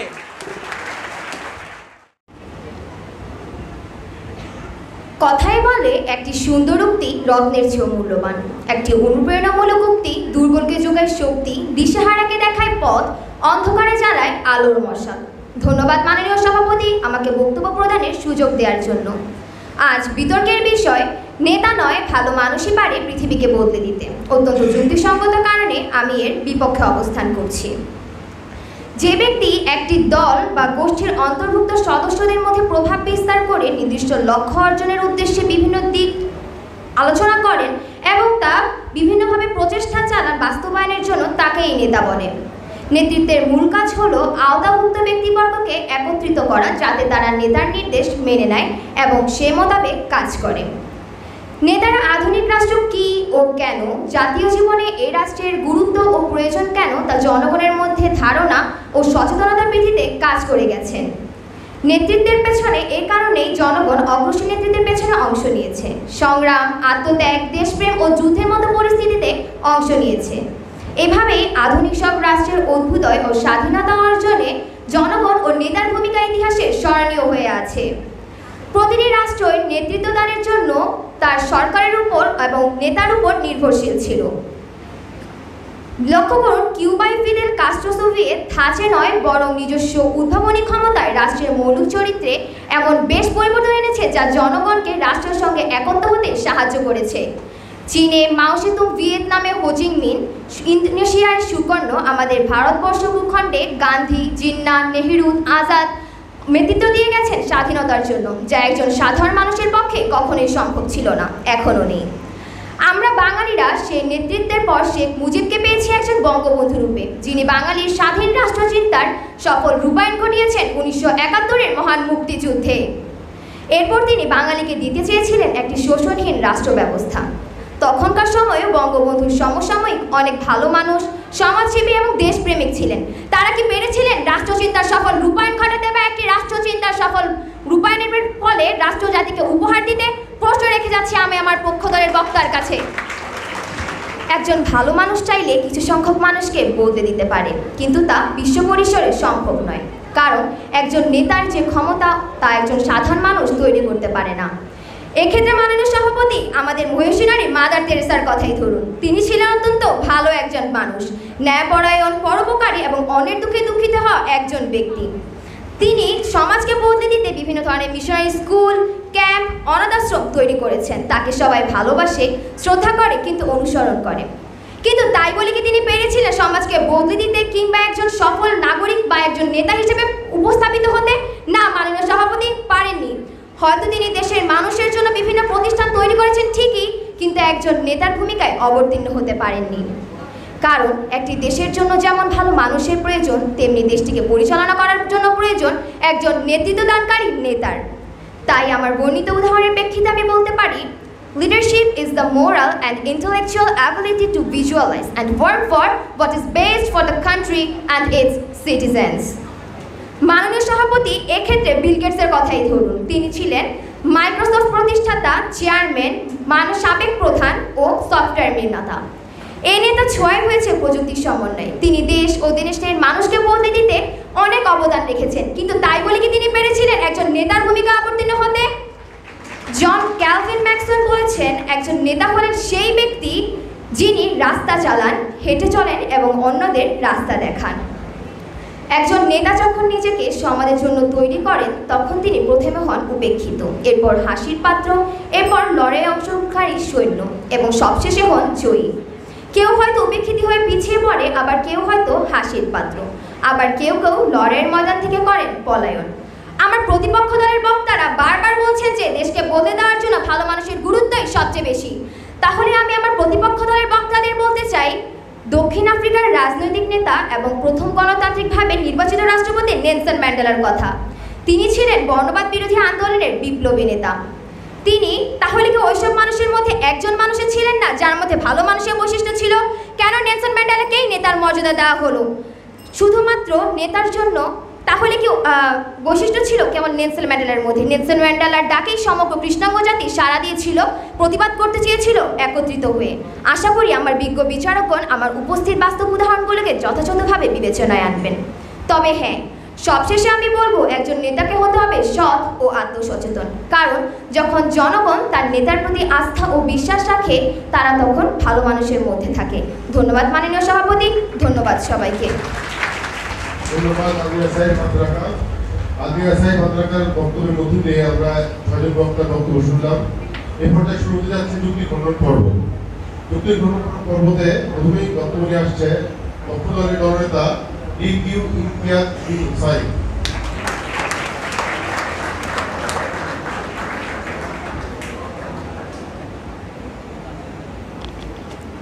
ধন্যবাদ মাননীয় সভাপতি আমাকে যুক্তি খণ্ডনের সুযোগ করে দেওয়ার জন্য। প্রতিপক্ষ দল, আপনাদের জ্ঞানের পরিধি দেখে আমরা শোকাহত। আসুন আপনাদের জ্ঞানের আলোয় আলোকিত করি। আপনারা যে একজন নেতাদের একটা ক্ষমতার কথা বলছেন, আপনারা কোন ক্ষমতার কথা বলছেন? যে ক্ষমতায় থেকে একজন নেতা ইতিহাস ও মানব সভ্যতার সর্বশ্রেষ্ঠ মানুষ হযরত মুহাম্মদ সাল্লাল্লাহু আলাইহি ওয়াসাল্লামের বিরূপ মন্তব্য করে, নাকি আপনারা সেই নেতাদের কথা বলছেন যে নেতারা খ্রিস্টানদের নির্যাতনের বিরুদ্ধে প্রতিবাদ করলে তাদেরকে চুপ করে থাকতে বলে এবং মুসলিমদের নির্যাতন করে আটকিয়ে রাখলে বলে তাদেরকে শুধরানো হচ্ছে? আপনাকে সেই নেতাদের ক্ষমতার কথা বলছেন যে মন্ত্রী মিটিংয়ে হাসতে হাসতে বলে আজকে মৃত্যুবরণ করা 2 শিক্ষার্থীর মৃত্যুর ঘটনা আজকের বিষয়ের সঙ্গে রিলেটেড নয়, অন্যান্য দেশে এমন ঘটনা প্রতিনিয়তই ঘটে। এই ক্ষমতা দিয়ে কি হবে? যে ক্ষমতার বলে পাতি নেতা ওরফে শিক্ষার্থীরা নির্যাতনের ফলে প্রাণ দিতে হয় বুয়েটের ছাত্র আবরার ফাহাদকে, যে আজকে বেঁচে থাকলে হয়তো বা পরিবর্তন করতে পারতো এই বিশ্বকে, কিন্তু এই ক্ষমতার বলে এই সম্ভাবনাময় নক্ষত্র তারা খসে আজকে চিরনিদ্রায় শুয়ে আছে গহীন কবরে। প্রতিপক্ষ দল আপনারা যে নেলসন ম্যান্ডেলার কথা বলে গেলেন, তবে আপনাদের জ্ঞাতার্থে বলে রাখা ভালো, সে কিন্তু জীবনের শুরুতে একজন নেতা ছিল না, বরং সে একজন ভালো মানুষ ছিল বলে সে সংগ্রাম করে সে দক্ষিণ আফ্রিকায় কৃষ্ণাঙ্গদের বিরুদ্ধে প্রতিবাদ করে এবং এরপর যখন সে জনগণদের প্রমাণ করতে পেরেছে যে সে একজন ভালো মানুষ, তারপর জনগণ তাকে ভোট দিয়ে তাকে 76 বছর বয়স 1994 সালের প্রধানমন্ত্রী বানান। তাহলে কি আপনারা এখনও বলবেন যে একজন নেতা নয় ভালো মানুষই পারে, একজন ভালো মানুষ নয় নেতাই পারবে পৃথিবীকে পরিবর্তন করতে? একজন নেতা যদি আজকে ভালো মানুষই না হয়, সে কীভাবে পৃথিবীকে পরিবর্তন করবে? এখন পর্যন্ত বর্তমানে হিরোশিমা ও নাগাসাকির বোমের প্রভাবের ফলে সেখানে শিশুদের মাইক্রোসেফালি নামে রোগ হচ্ছে, যার ফলে তারা ছোট মস্তিষ্ক বা বিকলাঙ্গতা নিয়ে বড় হচ্ছে। যে ক্ষমতার বলে একজন নেতা একটি যুদ্ধের ফলে এখনও সেটির প্রভাব বিদ্যমান রয়েছে, আপনাকে এখনও সেটির কথা বলে যাবেন? প্রতিপক্ষ দল গালা ভরা বালা পরে কোদাল দিয়ে দাঁড়াই চাচা বন্ধ করুন, ব্যর্থ হবে। ধন্যবাদ ইকিউ ইমতিয়াজ সাহেব। যুক্তি খণ্ডন নিয়ে আসছে পক্ষ দলের দলনেতা আদিয়া সাহেব ভাদ্রাকা।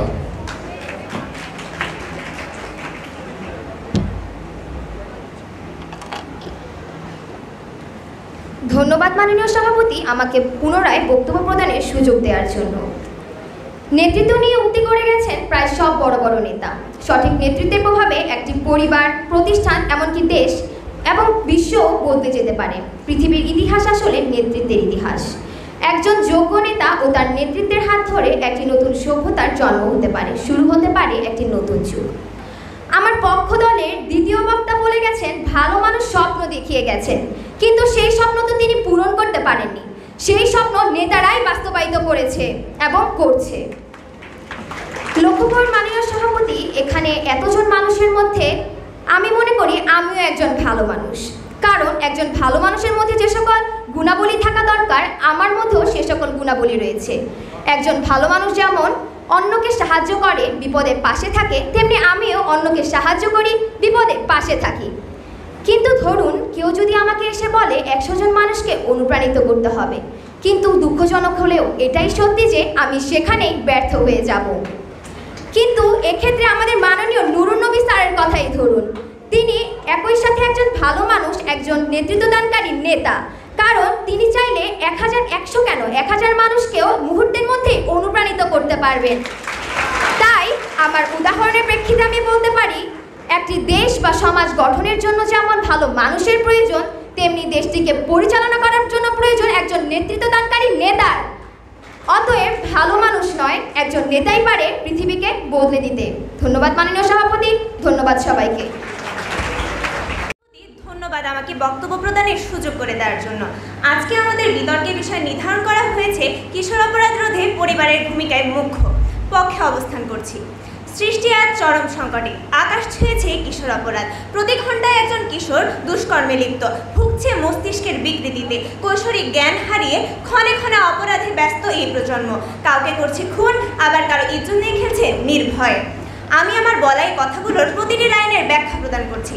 প্রতি ঘন্টায় একজন কিশোর দুষ্কর্মে লিপ্ত, অর্থাৎ এখন দিনের প্রতিটি ঘন্টা কিশোররা অপকর্ম করে। এই প্রত্যেকটা ঘন্টায় মা বাবা যদি তাদেরকে পর্যবেক্ষণ করতো যে তাদের ছেলেমেয়েরা কোথায় যাচ্ছে, কি করছে, তাহলে তারা আজ দুষ্কর্মে লিপ্ত হতো না। ভুগছে মস্তিষ্কের বিকৃতিতে, অর্থাৎ কিশোররা বিভিন্ন ডিভাইস ব্যবহার করার কারণে এবং সামাজিক যোগাযোগ মাধ্যমের সাথে অধিক পরিমাণে জড়িয়ে যাওয়ার কারণে তাদের মস্তিষ্কের বিকৃতি ঘটছে। মা বাবা যদি এত ছোটবেলা থেকেই তাদেরকে ডিভাইস হাতে ধরিয়ে না দিতেন, তাহলে তাদের মস্তিষ্কের বিকৃতি হতো না।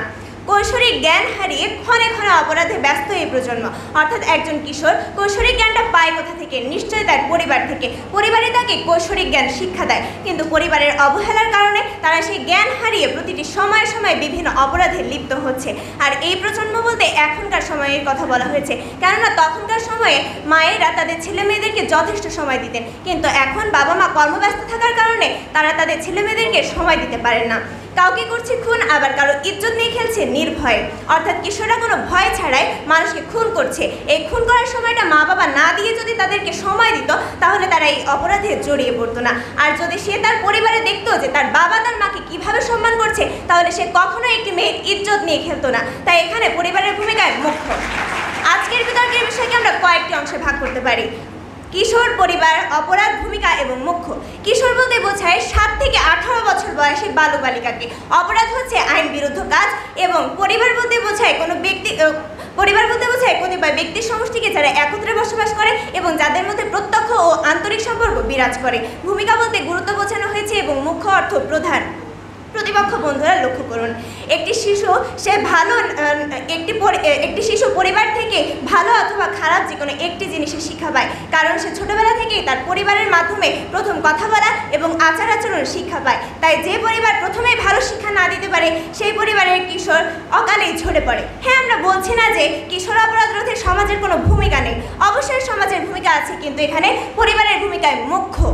আমার প্রতিপক্ষ বন্ধুরা, যে পরিবার আপনাকে বাবা ডাক মা ডাক শিখিয়েছে, যে পরিবার আপনাকে ভালো মানুষ হতে শিখিয়েছে, সেই পরিবারকে তুচ্ছ করে আপনি কিভাবে পারিপার্শ্বিক বিষয়কে মুখ্য বলছেন? কেন প্রতিপক্ষ বন্ধুরা, কেন আপনার পরিবারকে সবার আগে গুরুত্ব দিচ্ছেন না? একটি পরিবারের ভূমিকাতে একটি শিশু বিতার্কিক এবং ভালো মানুষ হয়ে গড়ে উঠতে পারে, ঠিক আপনারই মতো। আবার একটি পরিবারের ভূমিকাতে একটি শিশু বড় একজন কিশোর অপরাধী হয়ে গড়ে উঠতে পারে, ঠিক আপনার পাশের বাড়ির ছেলেটির মতোই। অতি আদরের নামে পিতামাতা সন্তানদের আবদার রাখতে গিয়ে এমন কিছু জিনিস তাদের হাতে ধরিয়ে দেন যে তারা খারাপ পথে চলে যেতে বাধ্য হয়। উদাহরণটি হলো স্মার্টফোন। এছাড়াও সন্তানের চুল কাটা, নখ কাটা, রুচিশীল ও ভদ্রচিত পোশাক পরা সব বিষয়ে অভিভাবকরা দায়ী। শুধু তাই নয়, অবস্থা এমন যেন আমাদের ছেলে মেয়েদের খারাপ বন্ধু যত বেশি হবে, ততই তাদের গর্ব হয়।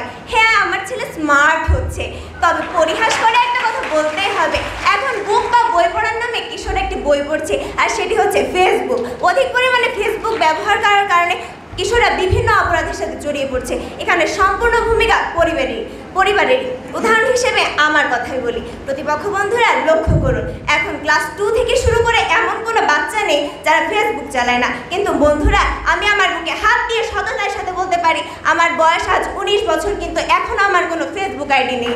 তাই বলে কি আমি স্মার্ট নই? তাই বলে কি আমি মহান মঞ্চে দাঁড়িয়ে বিতর্ক করছি না? হ্যাঁ, আমি আজ ভালো মানুষ হতে পেরেছি, এটা আমার পরিবারের ভূমিকা। হ্যাঁ, আমি জোর গলায় বলতে পারি কোনো সমাজ আমাকে এটা শিক্ষা দেয়নি, কারণ আমার বাবা অফিস থেকে বদলির কারণে আমাকে এমন হয়েছে যে বছরে 2 বার স্কুল পাল্টানো লেগেছে। আমার সমাজ থেকে না, আমি আমার পরিবার থেকে সব শিক্ষা পেয়েছি।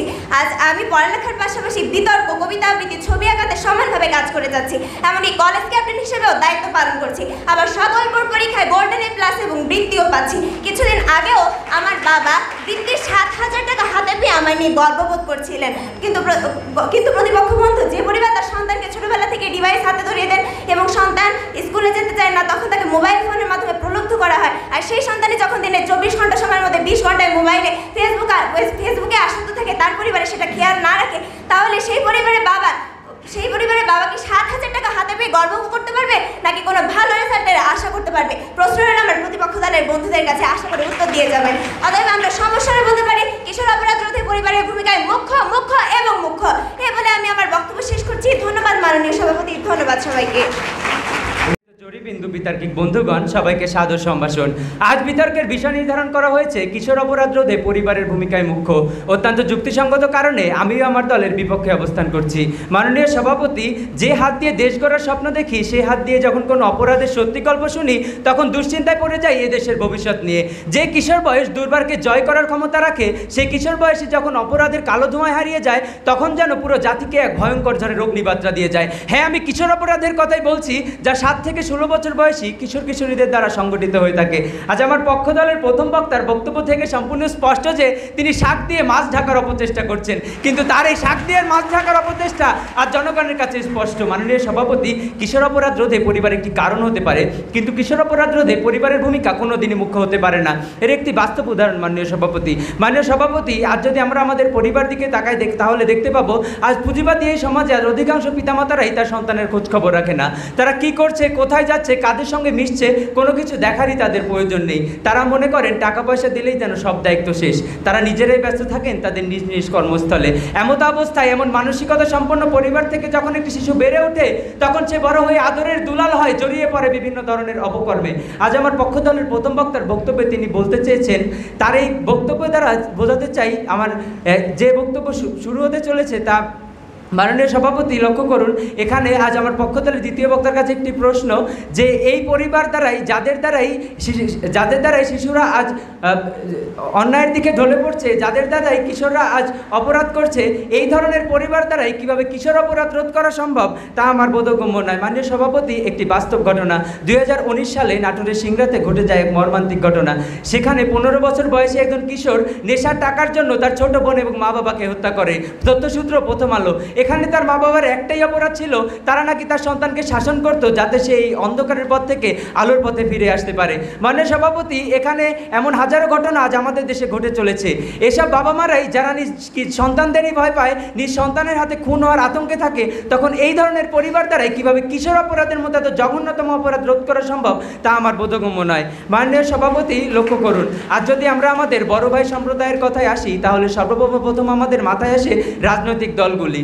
রাজনৈতিক দল এই বড় ভাইগুলি এই কিশোরগুলিকে টেনে নেয়, যার ফলশ্রুতিতে এই কিশোরগুলি বিভিন্ন ধরনের অপকর্মে লিপ্ত হচ্ছে।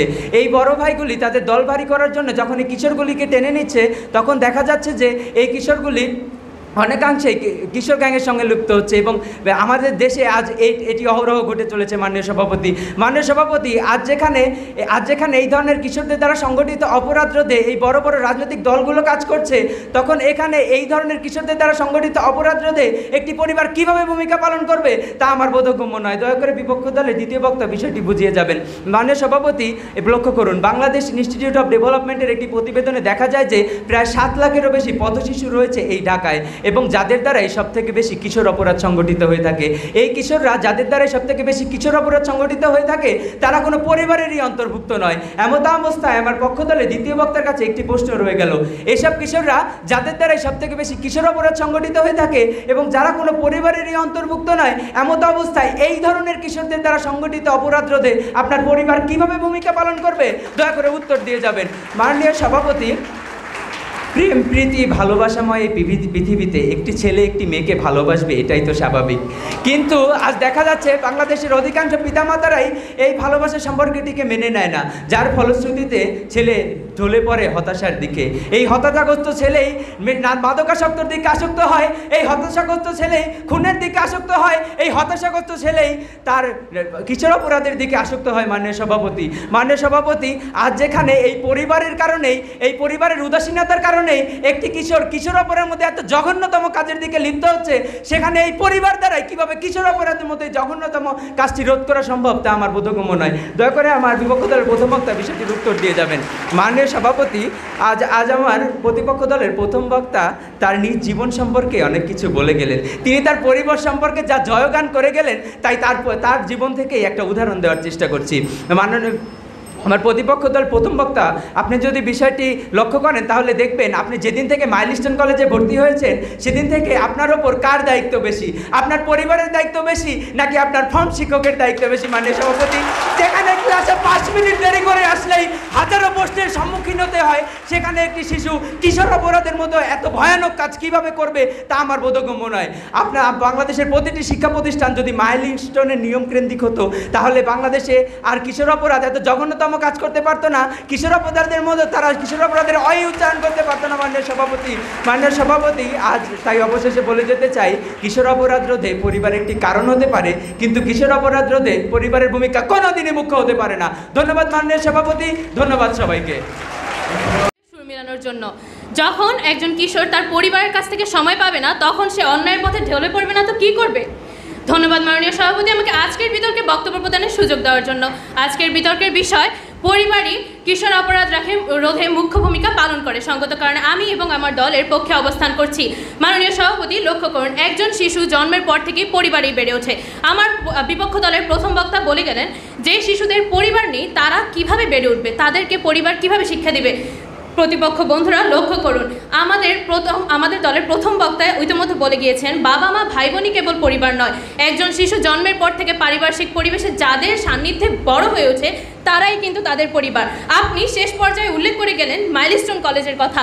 মাইলস্টোন একটি শিক্ষা প্রতিষ্ঠান যেখানে আমরা দিনের প্রায় 16 ঘন্টার মতো ব্যয় করে থাকি। এটা কি আমাদের কাছে একটি পরিবারের অংশ হয়ে ওঠেনি?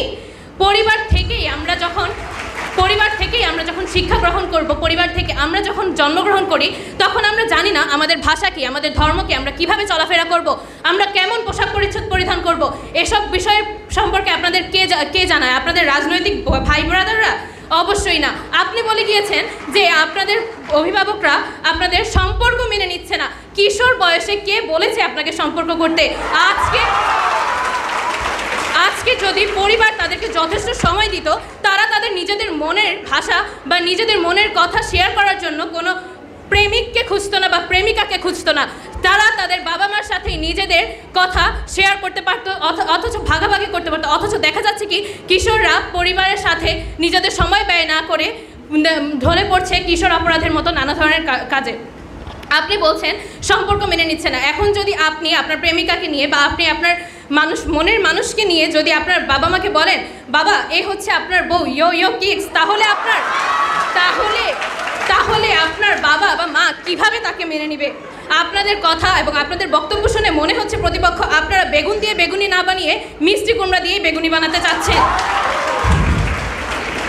প্রতিপক্ষ বন্ধুরা লক্ষ্য করুন, আজকাল পরিবারের সময় দিচ্ছে না তা ঠিক, কিন্তু এই পরিবারের সময় না দেওয়ার পেছনেই কিন্তু কিশোর অপরাধ হচ্ছে।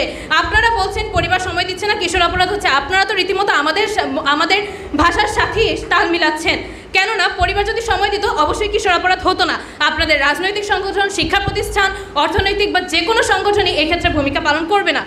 প্রতিপক্ষ বন্ধুরা এবং মাননীয় সভাপতি লক্ষ্য করুন, আজকাল বেশিরভাগ ছেলে মেয়েরাই নিজের পরিবারের সাথে সময় ব্যয় না করে বিভিন্ন সোশ্যাল মিডিয়া এবং পর্ন সাইটগুলোতে আকৃষ্ট হয়ে যাচ্ছে। আজকাল বেশিরভাগ কিশোররা তার নিজের বাবার নাম ভালো মতো না বলতে পারলেও মিয়া খলিফার নাম ঠিকই বলতে পারে।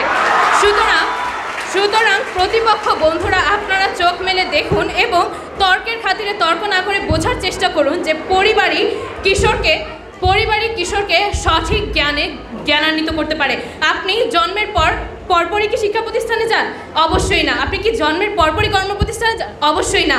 আপনি জন্মের পর 3 বছর, 4 বছর, 5 বছর বা 6 বছর পর্যন্ত পরিবারের সাথেই থাকেন। পরিবার বলতে যে আপনার বাবা মাকেই বোঝাতে হবে তা কিন্তু নয়। আপনি যাদের সান্নিধ্যে বা যাদের তত্ত্বাবধানে বেড়ে উঠছেন তারাই আপনাদের পরিবার। পরিবারের প্রত্যেকটি সদস্যদের সাথে মিল বন্ধন থাকলে এবং তারা প্রত্যেকে যদি বন্ধুত্বপূর্ণ সম্পর্ক গড়ে তোলে পরিবারের সাথে, তাহলে তারা নিশ্চয়ই বিপথে যেত না। আমরা 2013 সালের ঐশীর কথাই উল্লেখ করতে পারি, যে কিনা যার বাবা পুলিশ হওয়া সত্ত্বেও এবং শিক্ষিত একজন মানুষ হওয়া সত্ত্বেও তার সন্তানকে সুশিক্ষায় শিক্ষিত করতে পারেননি। ফলে ঐশী কিন্তু জন্মের পর থেকেই মাদকে আসক্ত হয়ে জন্মগ্রহণ করেনি প্রতিপক্ষ। সে তার পরিবারের কাছ থেকে সময় না পাওয়ার কারণে এবং বিভিন্ন বাজে বন্ধুদের সাথে মেলামেশা করার কারণে মাদকে আসক্ত হয়ে পড়ে এবং সে কারণেই সে মাত্র 17 বছর বয়সে তার বাবা মাকে হত্যা করে। সুতরাং প্রতিপক্ষ বন্ধুরা, আপনারা শুধুমাত্র তর্কের খাতিরে তর্ক করবেন না এবং পরিবারই যে কিশোর অপরাধ রোধে মুখ্য ভূমিকা পালন করে তা কখনোই আপনারা অস্বীকার করতে পারবেন না। যদি অস্বীকার করতেই পারেন তাহলে আপনারা নিজেরাও একটি পরিবার থেকে এসেছেন। আপনাদের যদি পরিবার আপনাদেরকে এই পর্যায়ে আসতে সাহায্য করে, তাহলে আপনারা কিভাবে বলতে পারেন যে পরিবার কিশোর অপরাধ রোধে মুখ্য ভূমিকা পালন করে না? আপনারা কেবলমাত্র গৌণ বিষয়গুলোকেই তুলে ধরছেন, আপনারা বিতর্কের বিষয়কেই সঠিকভাবে তুলে ধরছেন না। কেননা বিতর্কের বিষয় হচ্ছে কিশোর অপরাধ রোধে পরিবারই মুখ্য ভূমিকা পালন করে। ধন্যবাদ মাননীয় সভাপতি, ধন্যবাদ সবাইকে।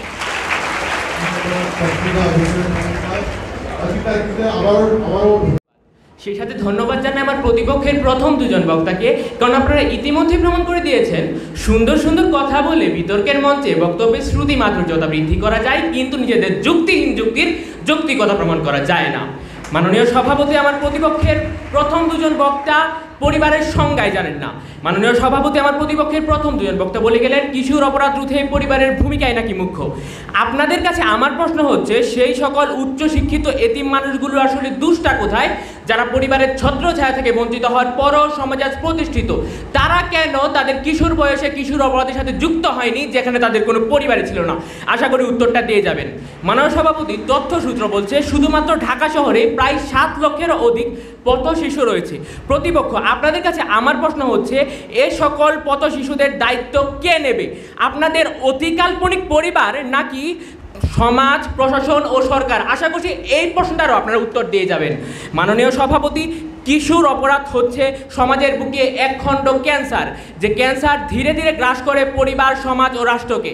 মাননীয় সভাপতি, আজকের বিতর্কের বিষয় যখন রাষ্ট্রের সবচেয়ে বড় সমস্যাগুলোর একটি, তখন সেই সমস্যার প্রতিরোধে পরিবারের একক ভূমিকাকে মুখ্য বলে দাবি করা বোকামি ছাড়া আর কিছুই নয়। মাননীয় সভাপতি, আমি আইফোন চালানো কিশোর অপরাধী দেখেছি, আমি আইফোন কেনার জন্য ডাকাতি করা কিশোর অপরাধীও দেখেছি, আমি রাস্তায় ঘুমানো কিশোর অপরাধীও দেখেছি। বিশ্বাস করুন মাননীয় সভাপতি, আমার কাছে কখনোই মনে হয়নি তাদের 3 জনের প্রেক্ষাপটে। মাননীয় সভাপতি, তাদের 3 জনের জীবন ভিন্ন, তাদের 3 জনের জীবিকা ভিন্ন, তাদের 3 জনের কিশোর অপরাধী হয়ে ওঠার পিছনের কারণ ভিন্ন। আমার প্রতিপক্ষের বন্ধুরা, আপনাদের কাছে আমার প্রশ্ন হলো, যে মানুষটা 3 বেলা খেতে পায় না, তার পরিবারের কাছ থেকে আপনারা কিশোর অপরাধ রোধে ভূমিকা পালন কিভাবে আশা করেন? মাননীয় সভাপতি, আমার প্রতিপক্ষের বন্ধুরা, আপনারা যদি কিশোর অপরাধী বলতে শুধুমাত্র উচ্চবিত্ত বাবা মায়ের বিগড়ে যাওয়ার সন্তানকে বুঝেন, তাহলে বলতেই হবে আপনারা এদেশের 90% কিশোর অপরাধ সম্পর্কে কোনো ধারণাই রাখেন না। এদেশের অধিকাংশ কিশোর অপরাধী হয়ে ওঠে পেটের দায়ে ও সমাজের অবহেলায়, যা আপনারা বর্ণনা করেননি। মাননীয় সভাপতি, তথ্যসূত্র বলছে বাংলাদেশের সাধারণ মধ্যবিত্ত পরিবারগুলোর সন্তানদের কিশোর অপরাধী হয়ে ওঠার পিছনের কারণগুলো হচ্ছে বিলাসিতার চাহিদা, পারিবারিক অস্থিতিশীলতা, সামাজিক বিশৃঙ্খলা এবং অবশ্যই মাদকাসক্তি। এবং আরও একটি বিষয় রয়েছে অপরাজনীতির প্রভাব। প্রতিপক্ষ, সমাজ চাইলে কিন্তু সন্তানকে সমাজ থেকে বিচ্ছিন্ন করে রাখতে পারে না। মানুষের জীবনের সাথে সমাজ ওতপ্রোতভাবে জড়িত, মানুষ সামাজিক জীব। এখন সেই সমাজের গোড়ায় যদি গলদ থাকে, তবে কিশোর অপরাধ রোধে পরিবারের একার ভূমিকা কতটুকু কার্যকর হবে তা নিয়ে আমি অত্যন্ত চিন্তিত। মাননীয় সভাপতি এদেশের আইন প্রশাসন বরাবরই আইনের প্রয়োগে উদাসীন, এবং তাদের এই উদাসীনতার ফলাফল হিসেবে দেখা যায় বড় বড় কিশোর অপরাধীরা বারবার পার হয়ে যায়, এবং পরবর্তীতে তারা গঠন করে তাদের নিজস্ব কিশোর গ্যাং, এবং তাদের কিশোর গ্যাংয়ের সদস্য হয় সেই সকল কিশোর যারা জীবনে কখনো অপরাধ জগতের সাথে যুক্তই ছিল না। অর্থাৎ মাননীয় সভাপতি কিশোর অপরাধীরা নতুন নতুন কিশোর অপরাধী তৈরি করে। মাননীয় সভাপতি এক্ষেত্রে এদেশে আইন প্রশাসন যদি সচেতন না হয়, তবে কিশোর অপরাধ দমন করা একেবারে অসম্ভব হয়ে যাবে। মাননীয় সভাপতি, একটা সময় ছিল যখন আমরা ছাত্র রাজনীতি বলতে বুঝতাম অন্যায়ের প্রতিবাদ, আর এখন আমরা ছাত্র রাজনীতি বলতে বুঝি ক্ষমতার অপব্যবহার। মাননীয় সভাপতি, খোঁজ নিলে দেখা যাবে প্রত্যেকটি বড় বড় দাগি কিশোর অপরাধীর পিছনে রয়েছে তথাকথিত প্রভাবশালী বড় ভাইদের হাত। অর্থাৎ যে বড় ভাই সংস্কৃতির জন্ম দিয়েছে আমরা, সে বড় ভাই সংস্কৃতির বলি হচ্ছে আজকের কিশোররা। অর্থাৎ মাননীয় সভাপতি, আমরা যদি অপরাধ নীতি বন্ধ না করতে পারি, তবে কিশোর অপরাধ কোনোভাবেই কমানো সম্ভব হবে না। মাননীয় সভাপতি, আমাদেরকে মনে রাখতে হবে বাংলাদেশ একটি নিম্ন মধ্যমায়ের রাষ্ট্র, তাই বাংলাদেশের মধ্যবিত্ত, নিম্নবিত্ত এবং বিত্তহীন পরিবারের দ্বারা তাদের সন্তানের চাহিদা প্রায় সময়ই পূরণ করা সম্ভব হয়ে ওঠে না। তখন যে সন্তানটি নিজের চাহিদা পূরণের জন্য বেছে নেয় অপরাধের পথ। মাননীয় সভাপতি, এক্ষেত্রে পরিবার কি করতে পারে? পরিবার কি তার সন্তানকে ঘরে বন্দি করে রাখবে? অবশ্যই না। এক্ষেত্রে পরিবার তার সন্তানকে ধর্মীয় মূল্যবোধে দীক্ষিত করতে পারে, এবং ধর্মীয় মূল্যবোধ সকলের মাঝে ছড়িয়ে দেওয়ার জন্য কিন্তু প্রয়োজন ধর্মীয় প্রতিষ্ঠান, অর্থাৎ মসজিদ, মন্দির, গির্জা, মাদ্রাসা ইত্যাদি। অর্থাৎ মাননীয় সভাপতি, এক্ষেত্রেও পরিবার কিন্তু এককভাবে কোনো ভূমিকা পালন করছে না। প্রতিপক্ষ, আপনারা এখন কি বলবেন আমি জানি, আপনারা এখন পারিবারিক মূল্যবোধের কথা তুলে আনতেই পারেন। এখন আপনাদের কাছে আমার প্রশ্ন হচ্ছে, আপনি বস্তির একজন খেটে খাওয়া কিশোরের কাছে পারিবারিক মূল্যবোধ কিভাবে আশা করেন? তারা যে ভয়ঙ্কর পরিবেশে বসবাস করে, সে পরিবেশে সত্যি কি মূল্যবোধের কোনো স্থান রয়েছে?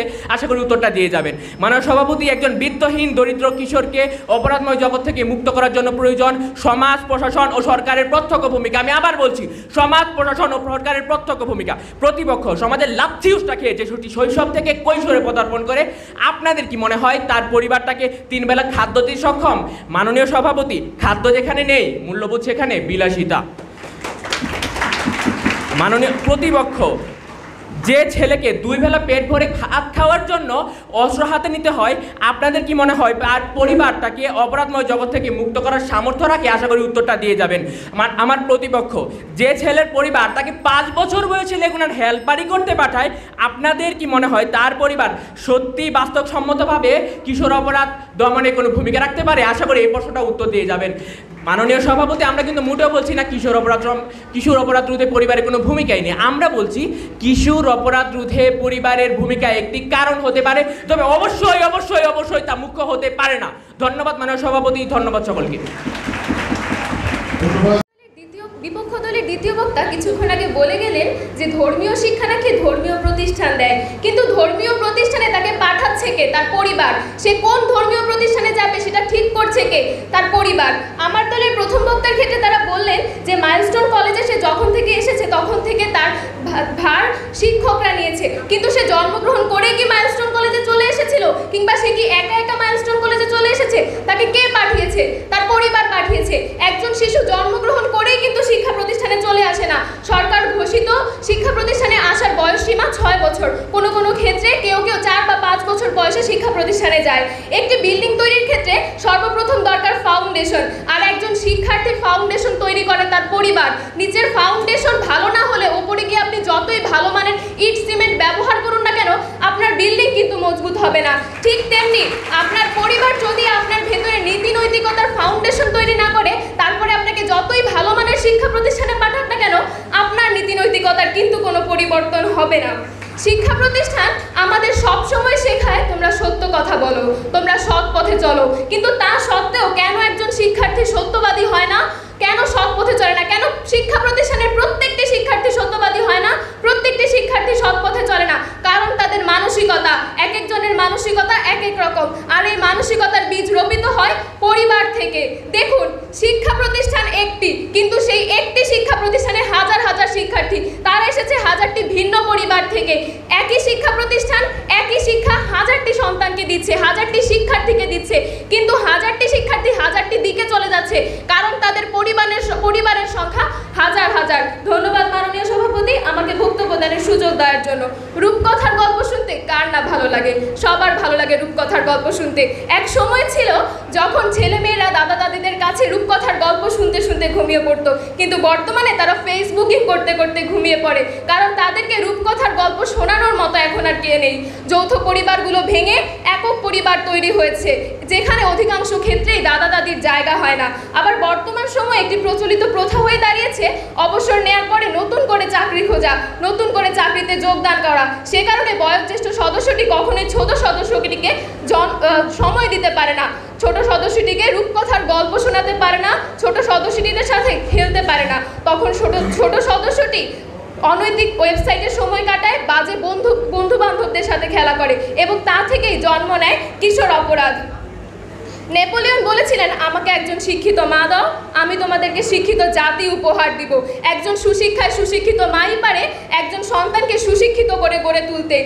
কিন্তু বর্তমান সময়ে আমাদের মায়েরা এতই ব্যস্ত হয়ে গেছেন যে তারা সন্তানকে সুশিক্ষা দেওয়ারই সময় পান না। তারা চাকরি নিয়ে, তাদের ঘরের বাইরের কাজ নিয়ে এতটাই ব্যস্ত হয়ে উঠেছেন, সন্তান কি করছে সন্তানকে মনিটরিং করার সময় পান না। যদি একজন মা সন্তানকে মনিটরিং করতেন যে তার সন্তান কোথায় যাচ্ছে, কাদের সাথে মিশছে, কি করছে, তাহলে সেই সন্তানটি কখনোই বাজে বন্ধুদের সাথে মিশতে পারতো না, কখনোই অনৈতিক ওয়েবসাইটে প্রবেশ করতো না এবং কিশোর অপরাধের জন্ম দিত না।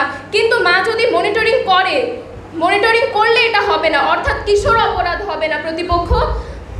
তারপরে আমাদের বর্তমানে বেশিরভাগ বাবা মার ধারণা হয়েছে টাকা দিলেই সব সমস্যার সমাধান হয়ে যায়, সন্তানকে সময় দেওয়ার আর কোনো প্রয়োজন নেই। তাই তো সন্তানরা বেশিরভাগ সময় একাকিত্বে ভোগে এবং তারা বিভিন্নভাবে অনৈতিক কার্যকলাপে জড়িয়ে পড়ে। আপনারা বলেছেন পথ শিশুদের কথা এবং আপনারাই বলেছেন পথ শিশুদের দ্বারা সিংহভাগ অপরাধ সংঘটিত হয়। কেন হচ্ছে? কারণ তাদের কাছে তাদের পরিবার নেই। যদি তাদের কাছে তাদের পরিবার থাকতো, তাদেরকে ভালো মন্দের জ্ঞান দেওয়ার মতো কেউ থাকতো, ভালো মন্দ সম্পর্কে সচেতন করার মতো কেউ থাকতো, তারা ভালো মন্দটা জানতো এবং কখনোই মন্দ পথে হাঁটতো না, কিশোর অপরাধী তৈরি হতো না। অনাথ আশ্রমের শিশুদেরকে কে শিক্ষা দিবে? আমরা আগেই বলেছি, পরিবার বলতে শুধু রক্তের সম্পর্ক বোঝায় না, পরিবার বলতে পারিপার্শ্বিক সবাইকে বোঝায়। অনাথ আশ্রমে যে শিশুটি বড় হয়, সেই শিশুটি তার পারিপার্শ্বিক অনাথ আশ্রমের সবার সাথে বড় হয়। সেই অনাথ আশ্রম তাকে শিক্ষা দেয় এবং অনাথ আশ্রমই তার কাছে তার পরিবার, এবং সেক্ষেত্রে সে যে কিশোর অপরাধী হয়ে বেড়ে ওঠে না, সেটাও তার পরিবারেরই ভূমিকা। আর কিছুক্ষণ আগে দ্বিতীয় বক্তা বলে গেলেন গোড়ায় গলদের কথা।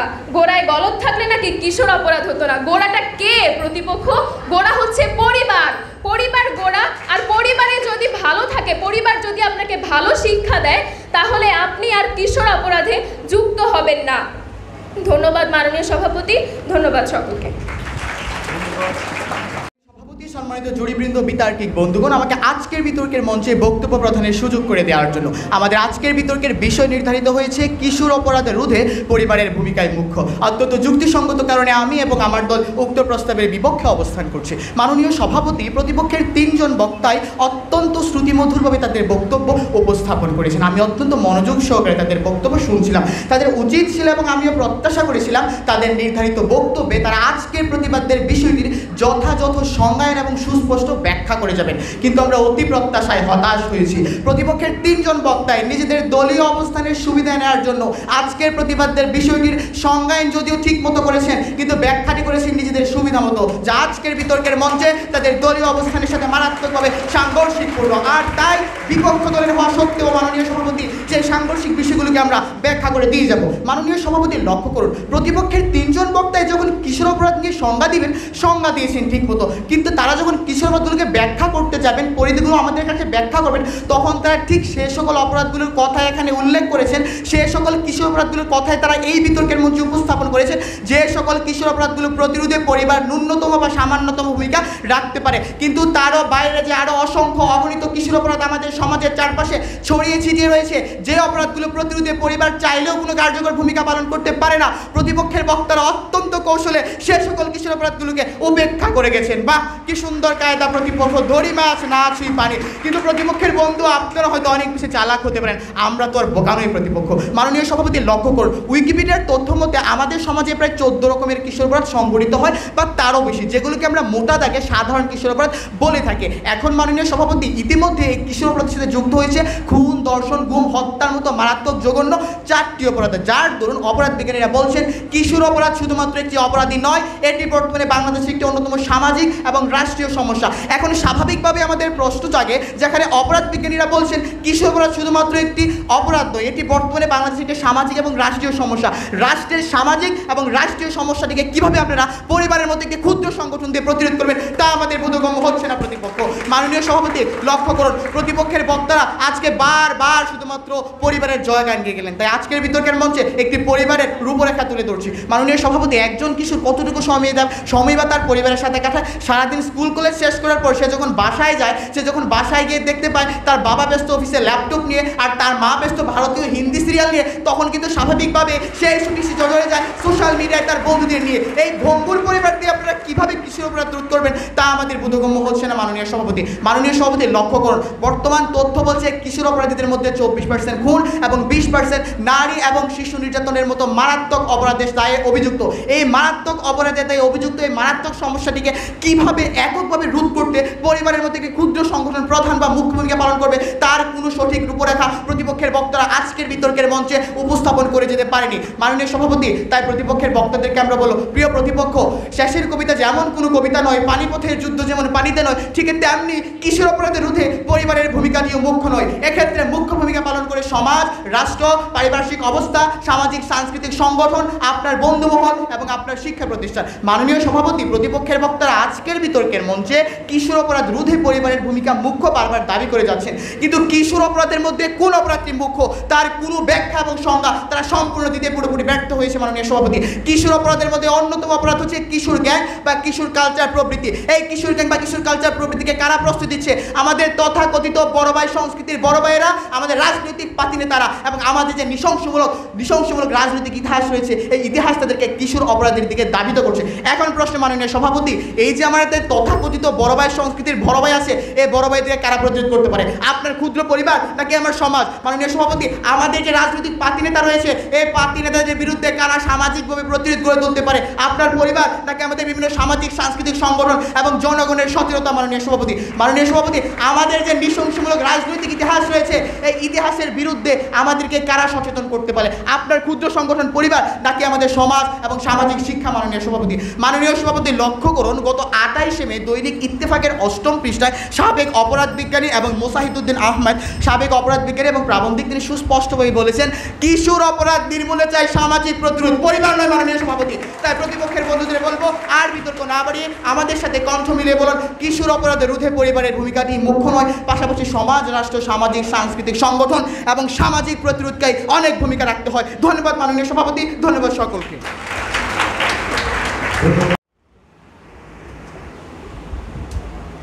Try not to become a man of success, rather try to become a man of value. This was stated by one of the most influential and the greatest scientists of all time, Albert Einstein. Honorable President, respected judges, my dear wise opponents, my audience, Assalamu alaikum and a very good afternoon to you all. I warmly welcome you in our today's debate competition. The topic which has been selected is not a leader but a good human being can change the world.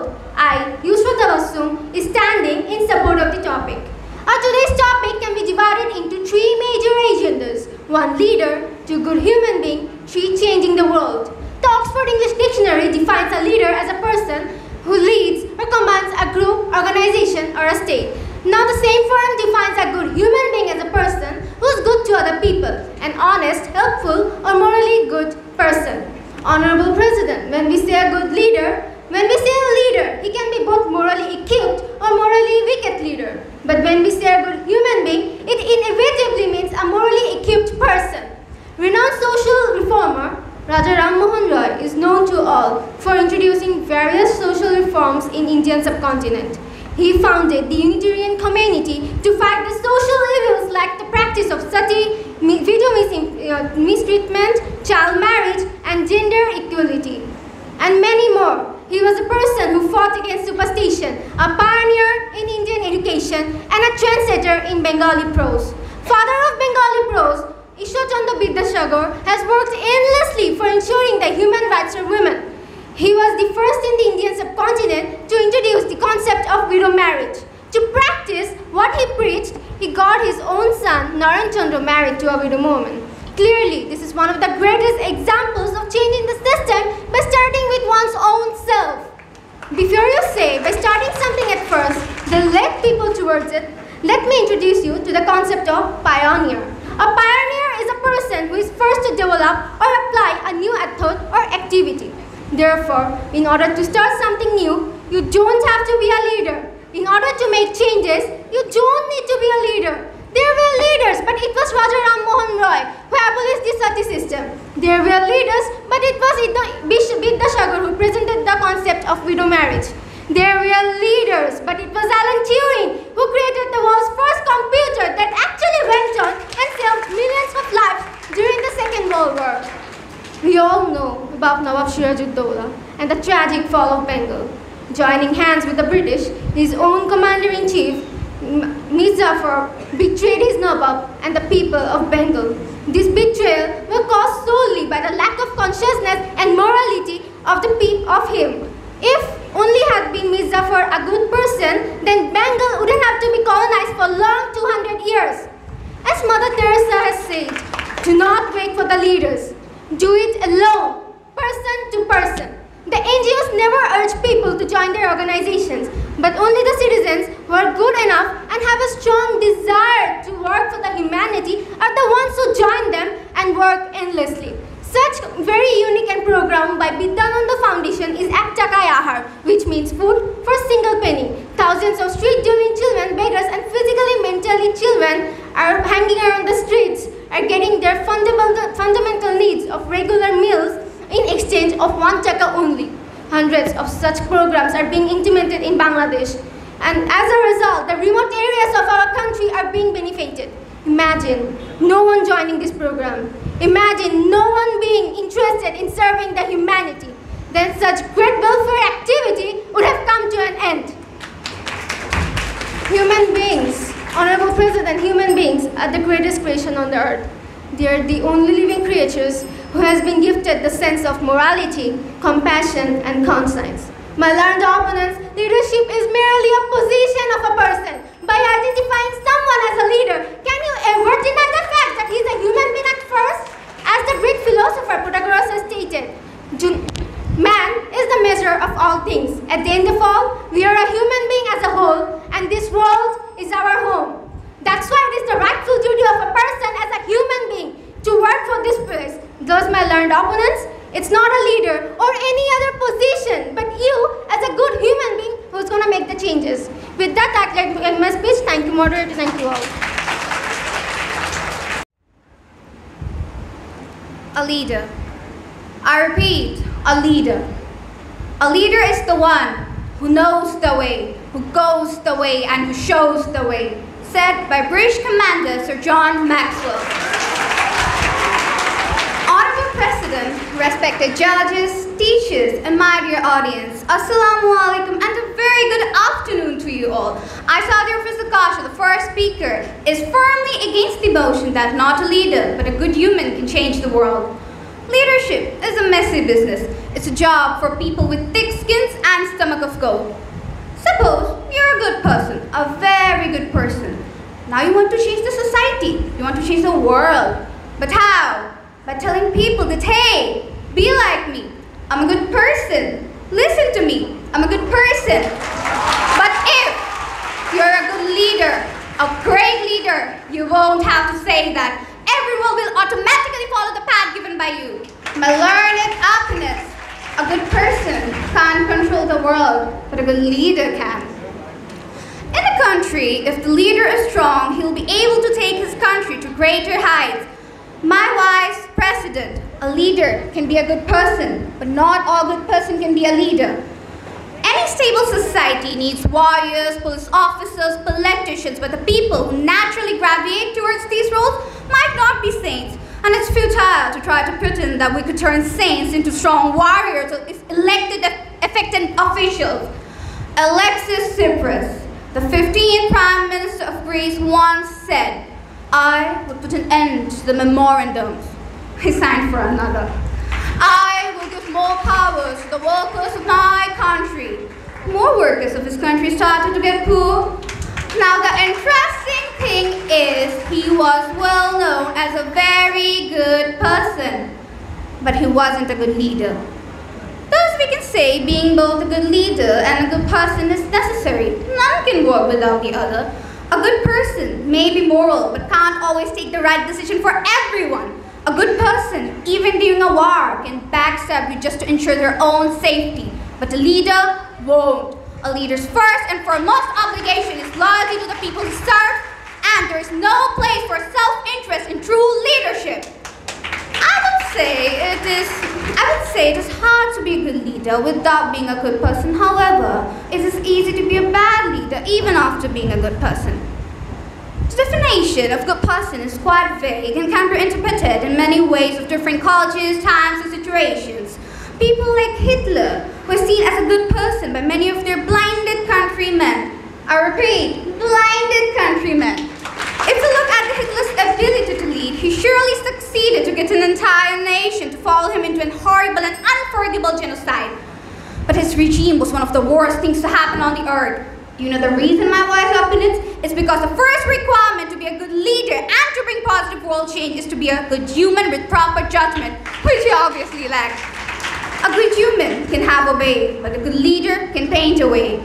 Can you spot the difference? A good human works alone, but a good leader works with his people and for his people. A good human may have power, but a good leader can hold and use the power accordingly. Leaders motivate people and provide them with direction. Everybody in the community brings different skills and knowledge on the table. An effective leader uses what each community member has to offer and thus build a community towards the success of their own making. Barack Obama is a prime example of transformational leadership, where the majority saw obstacles, the American president saw opportunities and possibilities. Being a good human is one of the qualities of a leader. To change the world, at first you have to be a leader. To be a leader, you have to keep the qualities of a leader, and being the human is one of them. But in short, it's not the only quality. The war of 1971, the independence, the governance, the freedom, the sovereignty, everything has been possible because of whom? The leader and the father of the nation, Bangabandhu Sheikh Mujibur Rahman. My message to all the good humans here: let the leader change the world, help the leader to change the world. My wise opponents, how would a country be without leaders?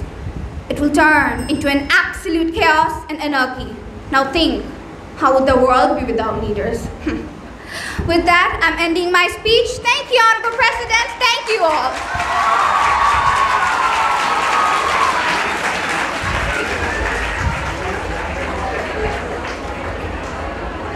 Thank you, Sadia Afroz Ogasha, the first speaker against the motion. I request the debaters to be careful about your time allocation. Now I invite the second speaker for the motion, and she is Anika Binte Amin Biba.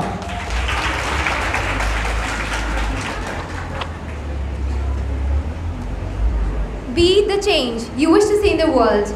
These were the words of a famous political ethicist, Mahatma Gandhi. Honorable President, thanks for giving me the floor. I am Anika Binte Amin Biba, the second speaker for the motion, standing firmly in favor of the topic, not a leader, but a good human can change the world. My wise opponents, morality is subjective. Subjective morality implies that all our values are human-made and can vary from one perspective to the other.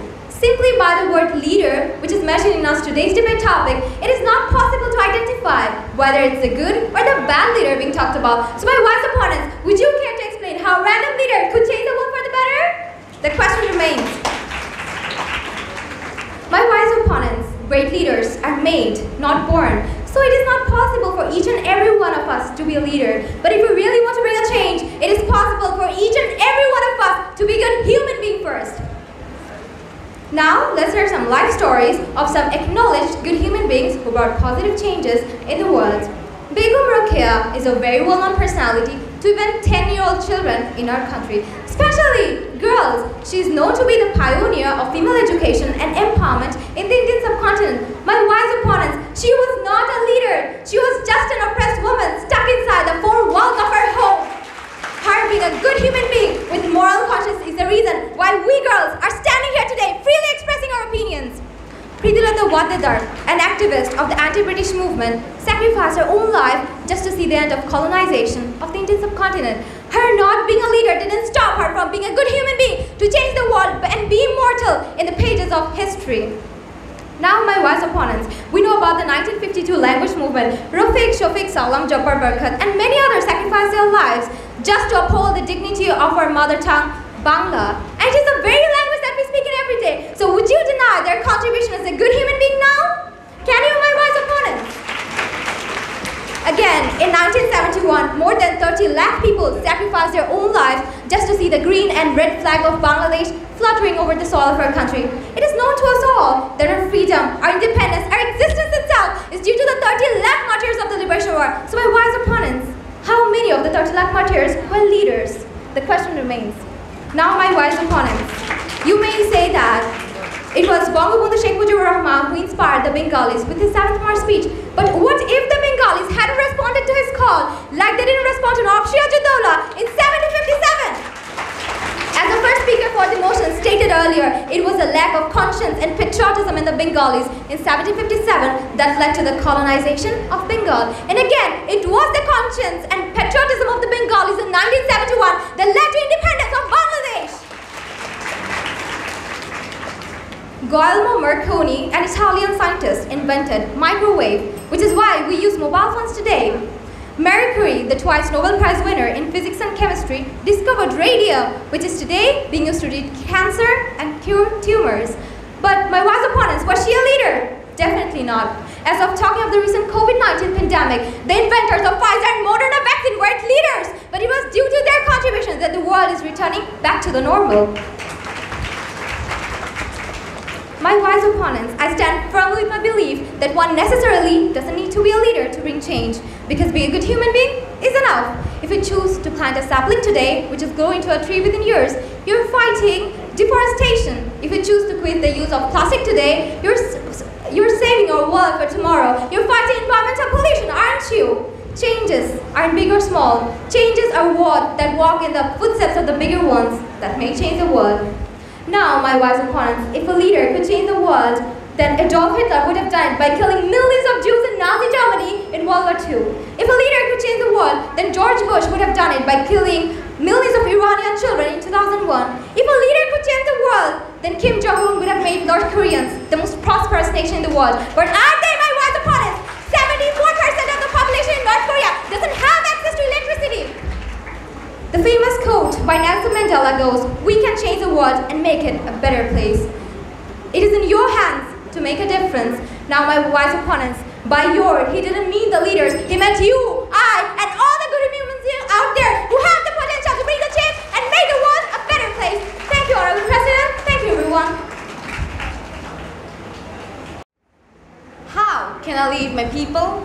I'm the leader of the nation. I can fight, I can die. Said by our father of the nation, Bangabandhu Sheikh Mujibur Rahman.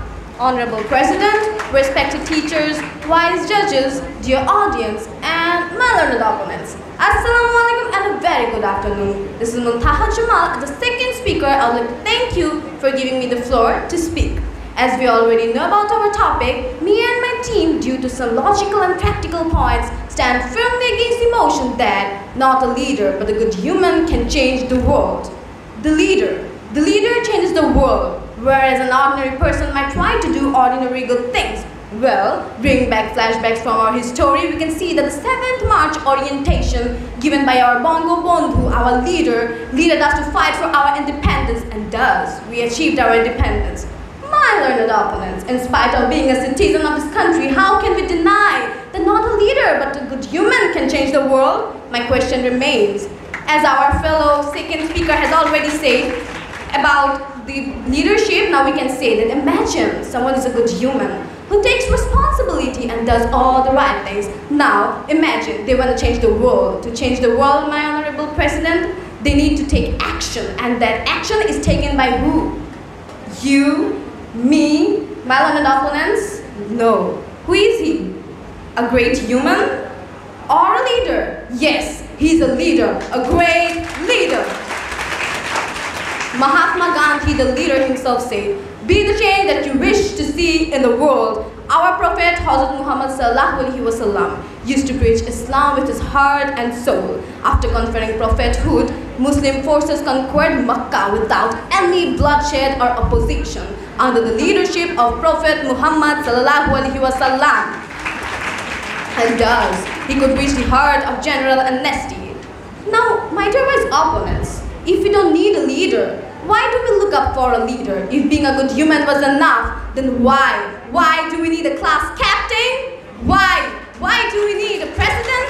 Why do we need a government or a person who will lead? Why do we need a commander during fight? If a good human can change the world in a positive way, then why, my dear wise opponent? My question is why? Without a president's leadership, no country can even protect themselves? My dear opponents, do not be blind and ignorant towards the reality. You and I, we both know the cognizant significance of a good leadership. For example, Canada's President Justin Trudeau is a very good diplomat and a very good human, which made him change his own country and gave a good impact on the whole world.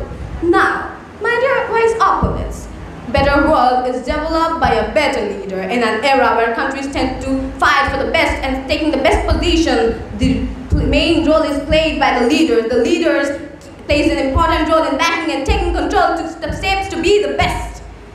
No one ran a country with common good human ruling and imposing their own beliefs into it. This can only be achieved by a leader. My dear wise opponents, a great leader. Now suppose I'm a good human. Being a good human could make me change my own world, but not the world you guys are seeing through sitting behind me. If I'm a leader, I'll show you guys the path to change your world. My dearest opponents, do you really not see the world around you? Do you not see the hierarchical system around you? Each state has a leader to show them paths. A leader is a guide for ordinary people. They create standards toward goodness. Without a leader, the world is guideless and clueless. And in this situation, the world needs positive change. Suppose there is a manhole in the road, and while crossing through that manhole, a good human saw that the manhole is open. So he closed it. Then again, he saw that the manhole is broken. Will he take measures to fix it? Will you take measures to fix it? No. A person will only take measures to fix it. A leader will. Who is that one person? A leader, my dear wise opponents. I hope I was able to convey my point of view. With that, I would like to conclude my speech. Thank you so very much. Thank you, Muntaha Jamal. Second speaker, against the motion for her speech. Now it's time for the chief leader for the motion, and she is Muhammad Mahdi Mahmood.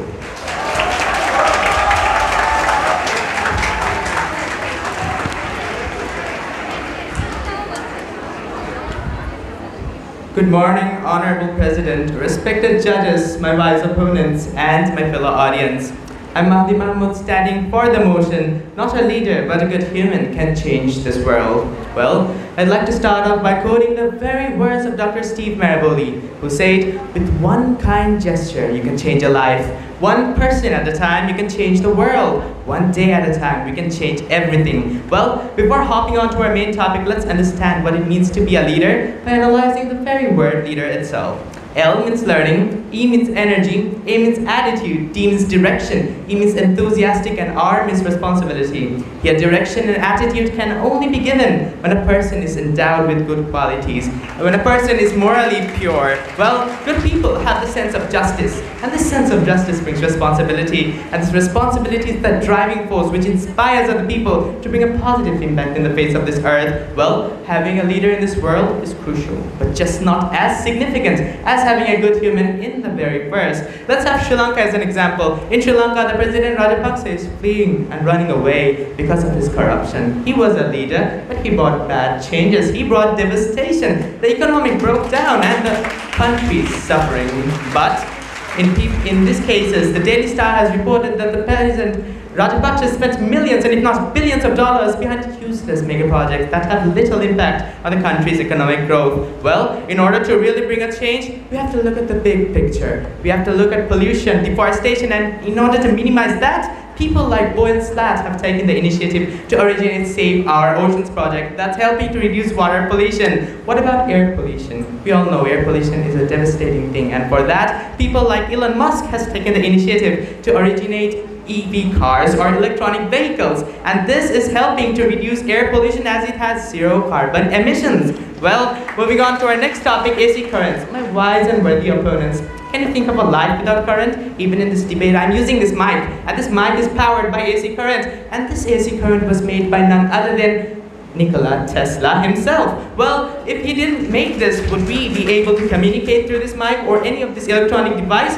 Undoubtedly no. We are speaking in language. We are speaking in English language, and this language was not made by leaders. This was made by good humans. I repeat, this was made by good humans. Then we have computers.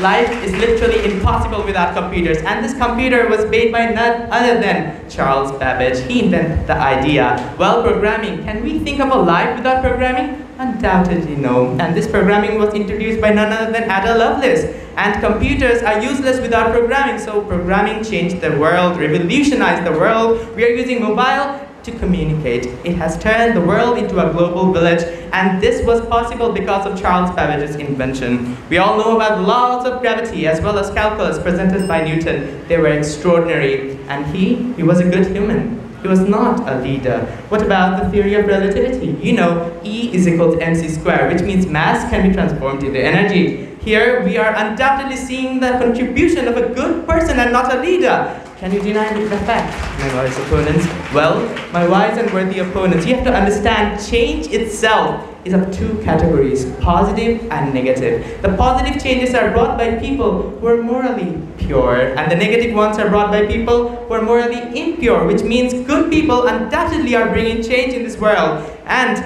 there is a difference between bringing a change and changing this world. Well, good people have to bring good changes, and that's changing this world. But good leaders or leaders have both positive and negative sides, which means it slows down the pace. At the end of the day, good people are the ones changing this world, not necessarily the good leaders. I repeat, not necessarily the good leaders. Well, I'd like to end my speech by quoting the very words of Jack Welch, who said, "Before you are a leader, success is all about growing yourself." Thank you very much, Honorable Moderator.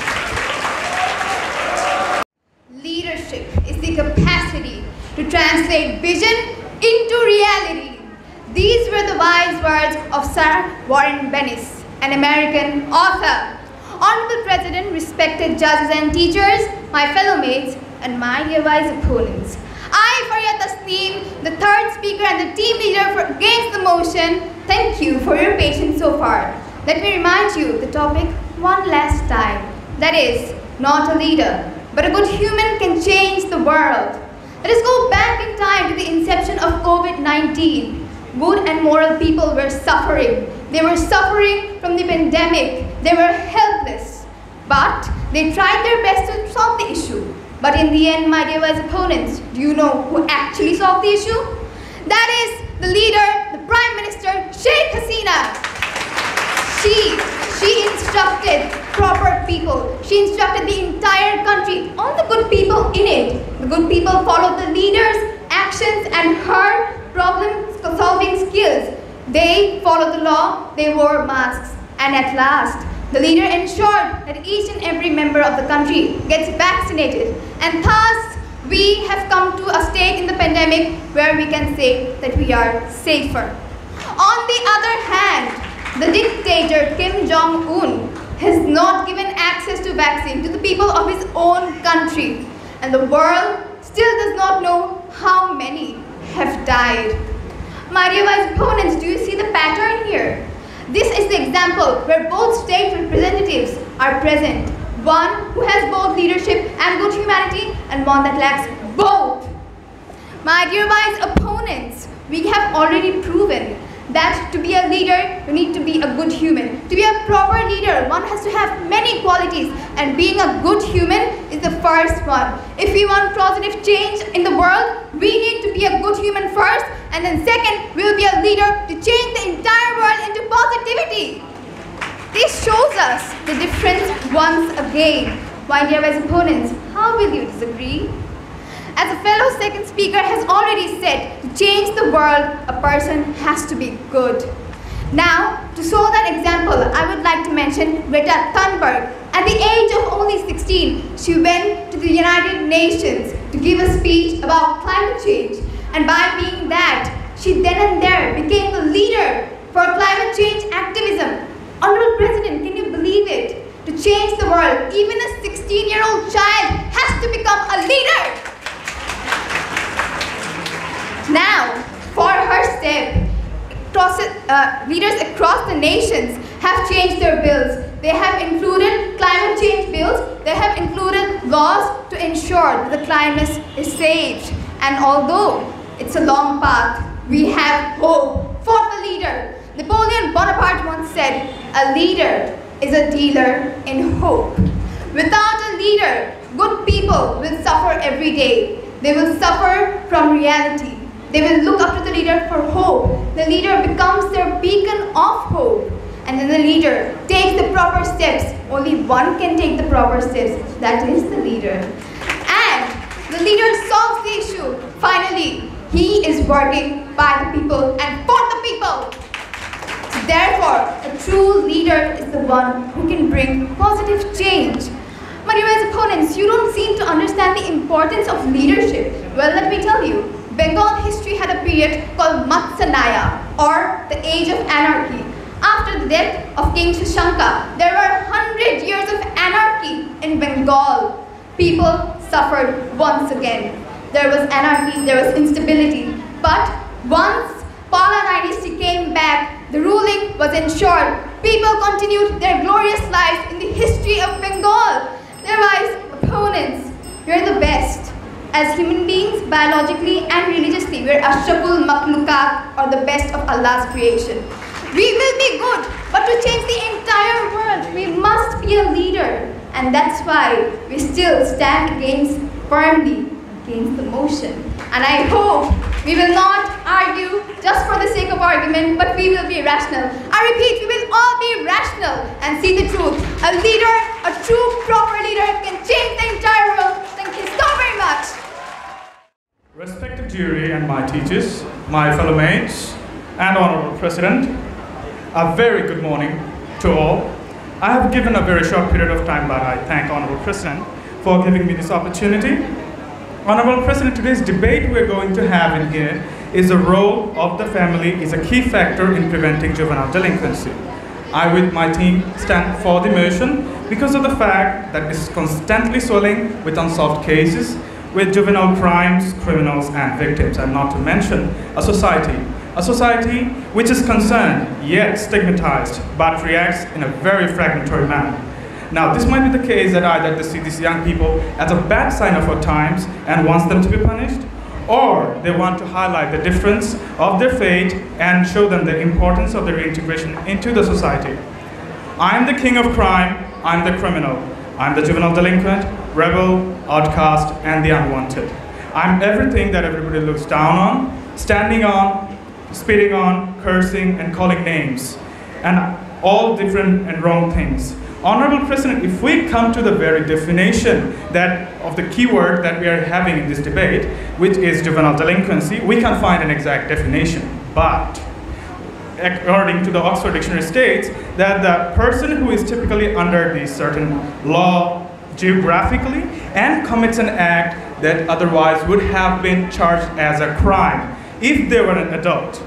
And it is also very difficult to find the exact reasons for this kind of behavior because each specific act is expressed through a complex process of socialization and not to mention some psychological factors.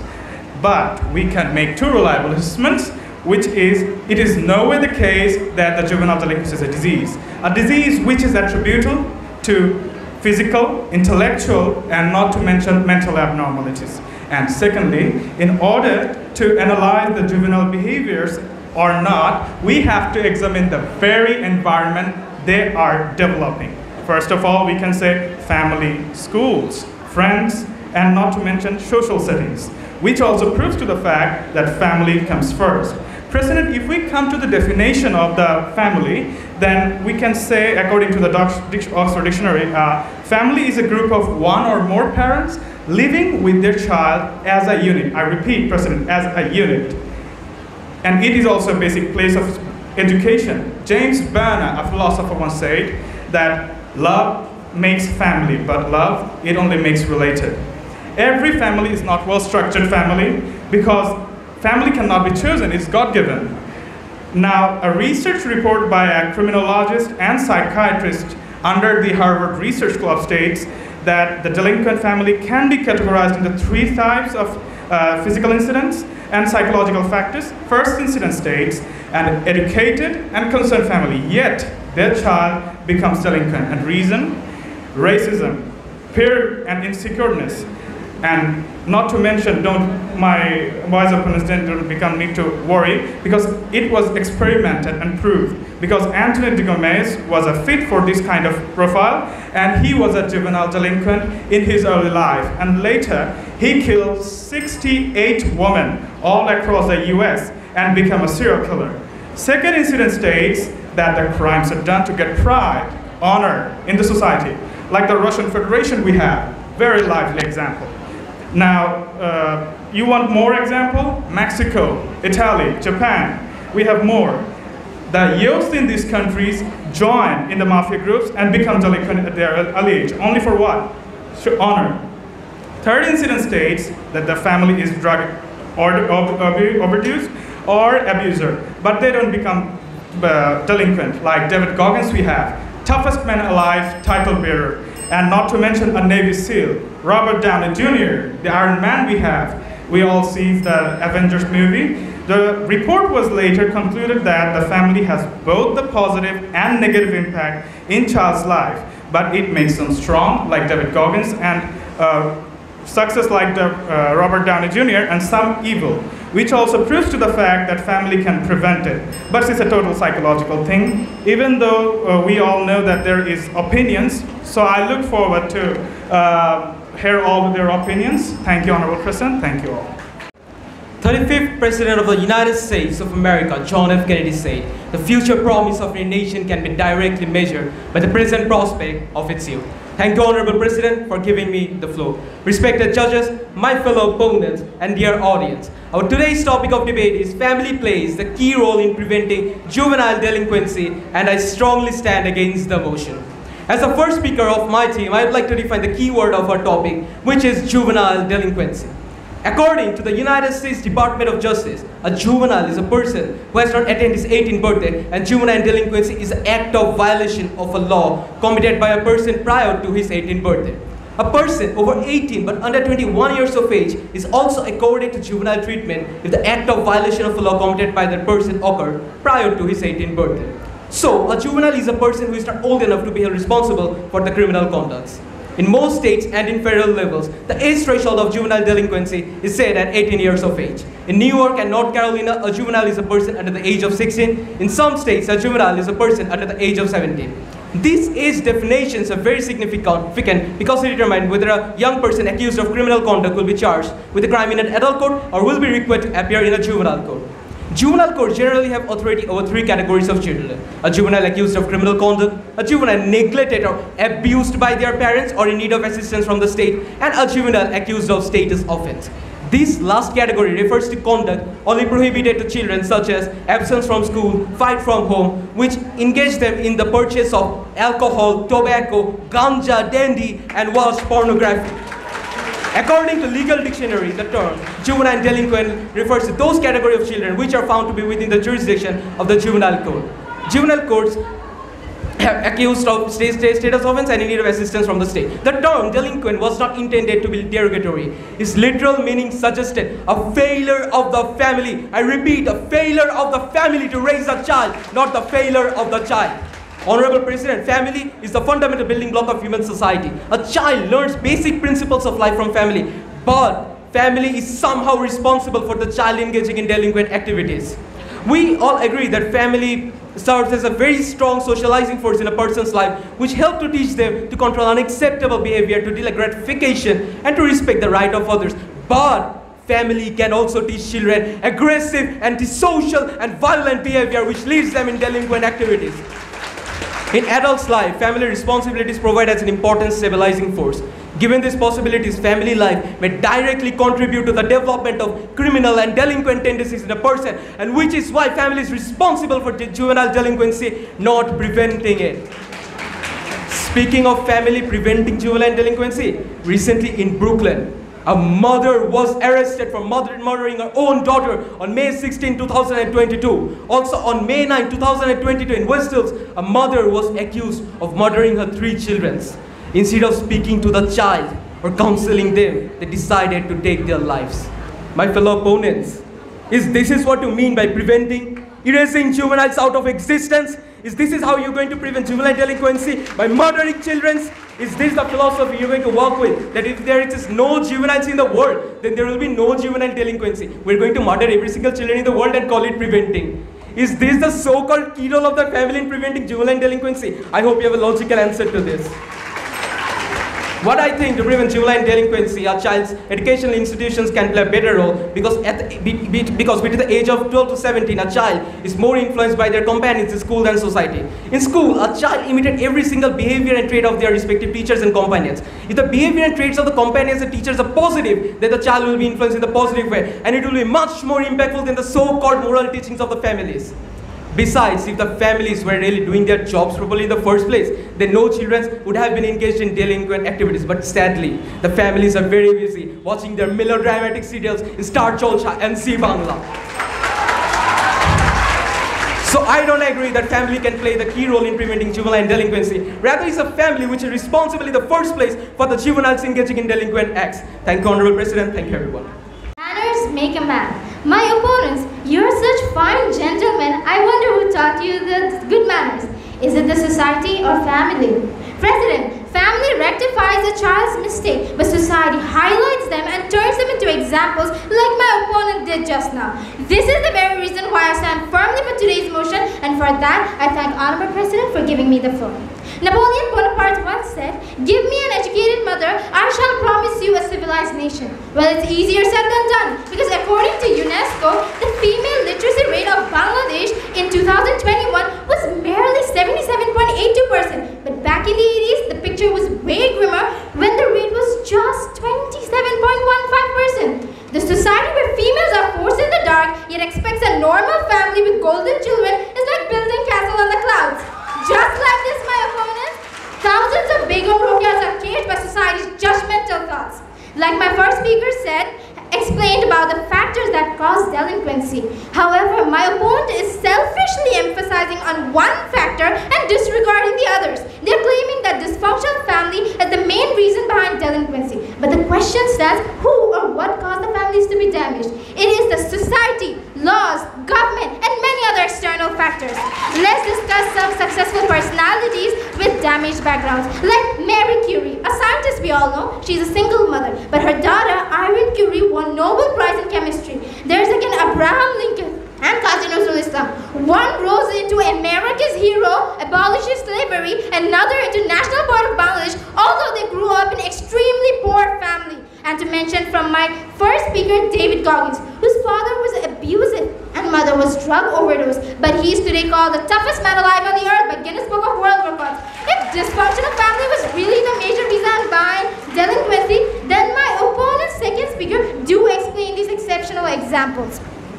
President, there might be some questions then, who is to be blamed for delinquency among children with no families, such as street children? Well, every child has a psychological need for love, affection, and proper guidance. When they cannot fulfill those needs from family, they try to fulfill those needs from wrong places. But why only wrong places? Because they're young, vulnerable, and lack conscience to differ right from wrong. So my opponent, whatever delinquent behavior they learn or express is entirely from society or anywhere else, but not family, because they already lack family. So my opponent, family is not to be blamed here. President, according to UNICEF, the rate of delinquency in Bangladesh in 2020 was 0.003%. Now, if my opponents say that this 0.003% delinquency was caused due to family's influence, then my opponent must also agree that the rest 99.99% teenagers who did not get involved in the delinquency was also due to family's influence. Then my opponent, it is proved that family prevents delinquency, and you are utterly agreeing with us. Like my first speaker said, no family is a well-structured family. Now, the study of juvenile delinquency in Tongi Correctional Center claims that family has major effect on child's upbringing. So by United Nations guidelines, parenting programs and family assistance agencies should be established by society and government for a better influence on children.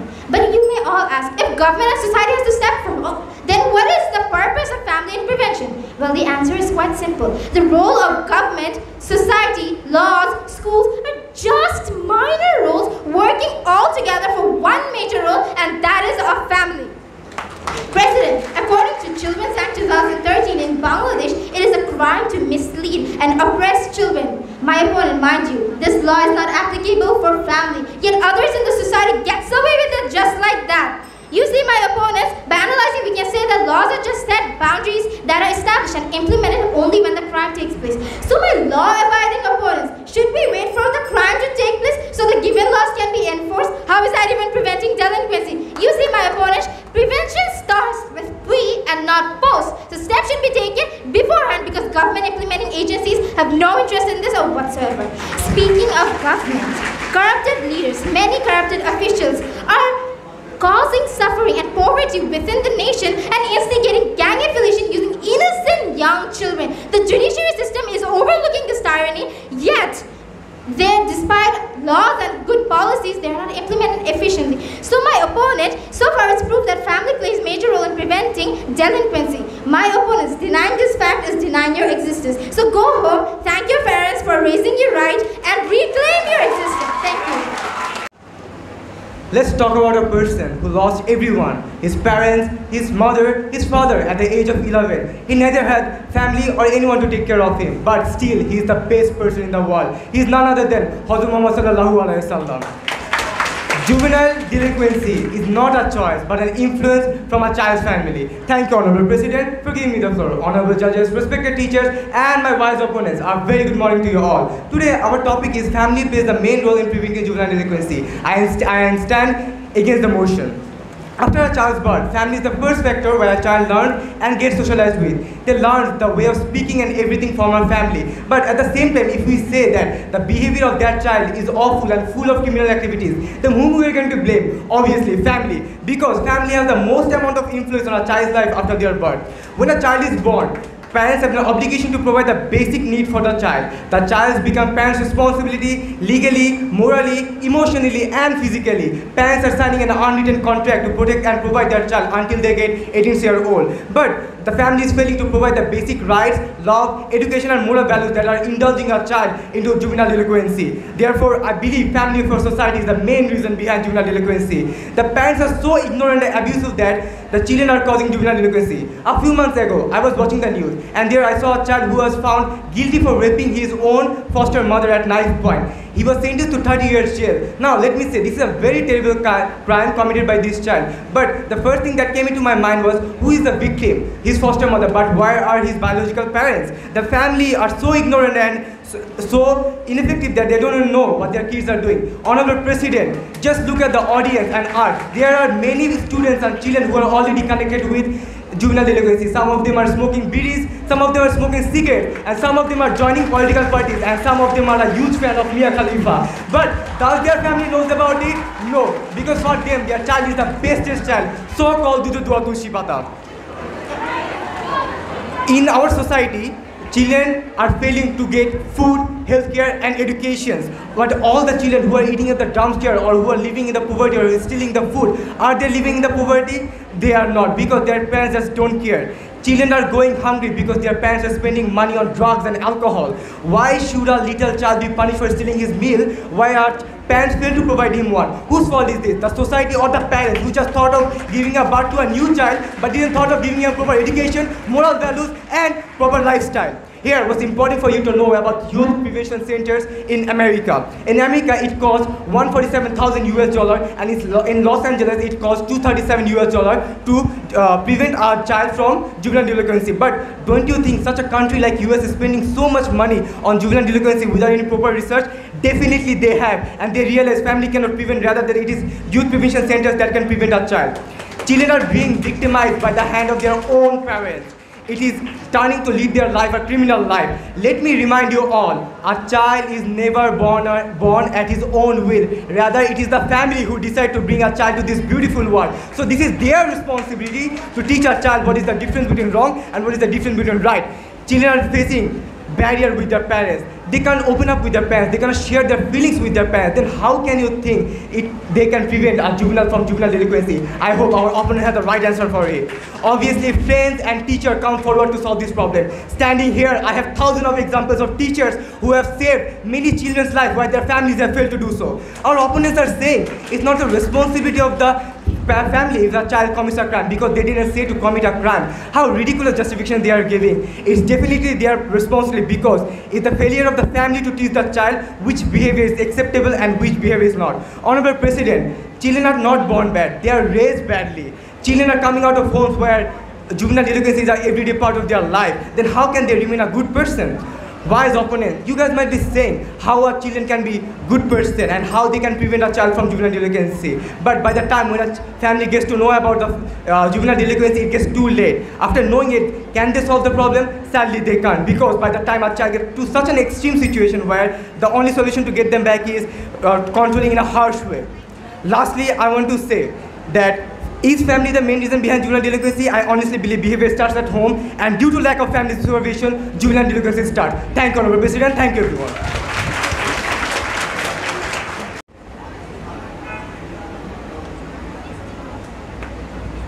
John Edgar Hoover, the former director of FBI, said that there is but one way to eliminate juvenile delinquent, that is by providing each children with competent parents. And it is very sorrow that though my opponents are born in a family, they don't understand the importance of a family in building up a child.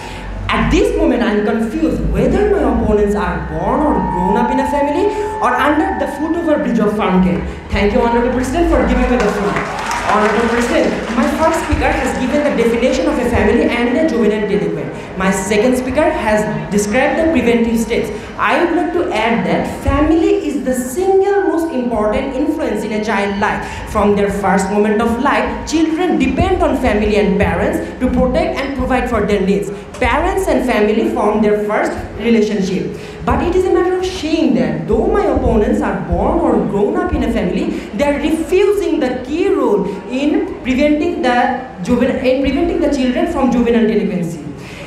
At this moment, if my opponent's family member listen to their speech, then they would be very disappointed and will be confused if this is their child or someone else. Because the person who have given birth to you, the parents who have given love and affection, then how could you go against your family? Let us consider for a moment that family is not playing the key role in preventing juvenile delinquency.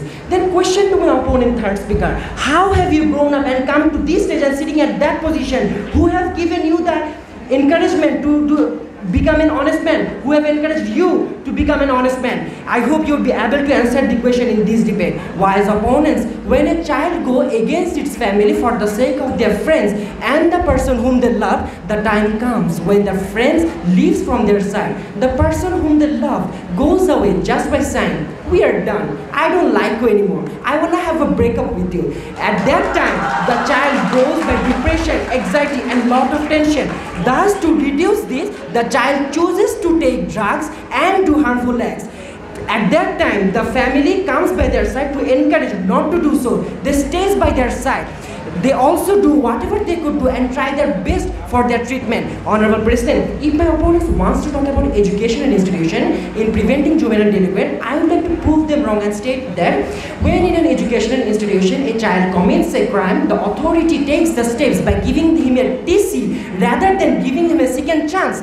Thus, there occurs a mental breakdown of the child, and instead of making himself correct, he is being more harmed. Thus, their parents are being called, not the society mayor. So society is not the first place the children learn from, then here question arises, why the family is being called for their child's end? Why the family is being blamed? I hope my opponents would answer the question. Honorable President, if my opponents wants to talk about law in preventing juvenile delinquency, then we can also see that a report of Home Ministry in 2017 stated that 12 juvenile gangs were active in and around Dhaka city, and there are allegations of political leaders being connected to 8 of these gangs. So my dear wise opponents, your political leaders are using the child for creating a juvenile delinquent, and you are blaming a family for creating a juvenile delinquent? Sorry to say, but you are completely wrong. Honorable President, we can also see a great example who created a chance for women to gain knowledge and to stand on their own feet. It was Begum Rokeya, but who was beside her? Her elder brother, who was a member of her family. So here, her member helped her to become a leading example, not the society. If she was not being helped, then the women will always stay in dark and will be confined within the 4 walls of their houses. I would like to say that, my wise opponents, are you still agreeing that family is not preventing the juvenile delinquent? It is a matter, if you are still agreeing that, then I would like to say that you are just talking against the topic and not having a clear idea about anything. Thank you, everyone. Thank you, Jamjam Humayun, the chief leader for the motion, for your speech. Now it's time for the chief leader against the motion, and he is Saad Anwar.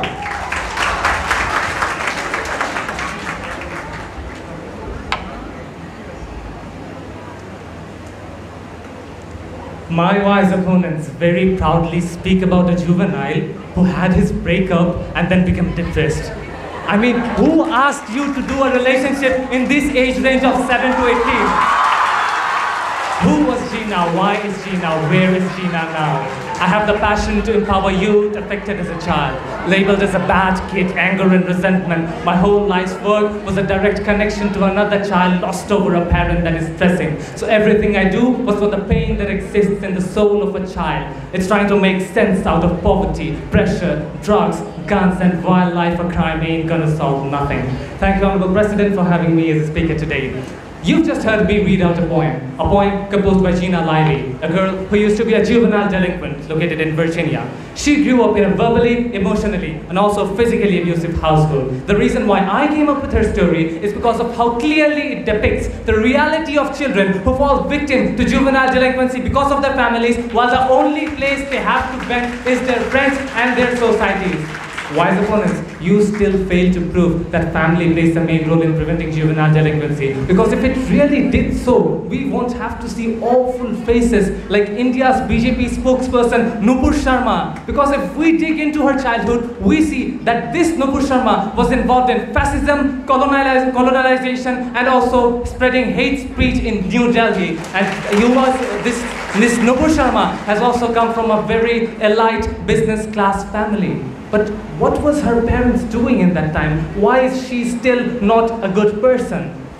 Wise opponents, you have failed to understand. I do believe that family is the basic growing foundation of a child. But this family does not teach a child after Hati Hati Papa and Hati Matim Tim. When you become 7 years old, after 7 years old, child interactions, family can play no more actions. According to specialists, at the age of 10, children say, I love my mom. At the age of 14, they say, my mom is so annoying. At the age of 18, they say, you guys are so backdated. I want to leave his house. At the age of 25, they say, Mom, I wish you forgive me for all I have done.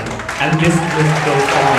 So what we learn from here is that children's inception does not play any more matters at the age range when they have the highest possibilities of turning into a juvenile. Let me provide another example for your better understanding, and this comes from Harry Grammer, a social activist, when he got the opportunity to take a class in a juvenile detention facility and asked the students to write about the first time you realized you loved your mother.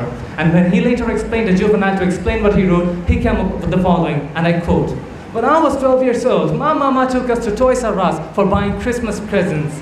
We were walking up and down every aisle, but Mama wasn't putting anything in the cart. About 30 minutes later, we come out of the store and me and my brother sat on a mat because Mama didn't buy anything for us.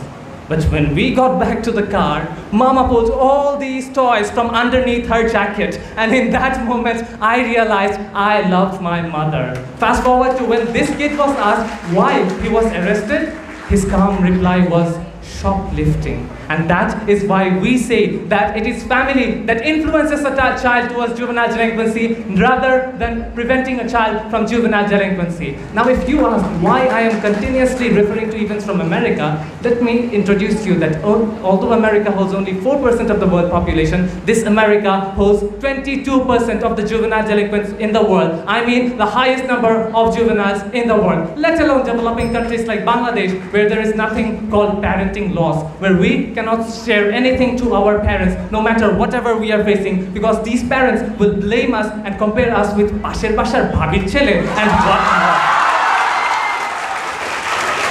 Respected judges, we live in a society where our parents make our lives a living hell if we cannot score above 80% marks in our academic exams, where we are considered as useless and incapable if we cannot get admitted to Dhaka Medical, BUET, CHUET or other public universities. Are you expecting that these parents will save you or prevent you from juvenile delinquency? These behaviors destroy the inner morals of a child. And you were continuously giving wrong information from 2021. Let me give you the information from 2022. Just last week, that according to a survey by Manushir Jonna Foundation Bangladesh, 95.8% of the children are abused in their homes rather than their schools and workplaces. This is all that we can expect from nuclear families with both working parents. Thank you all.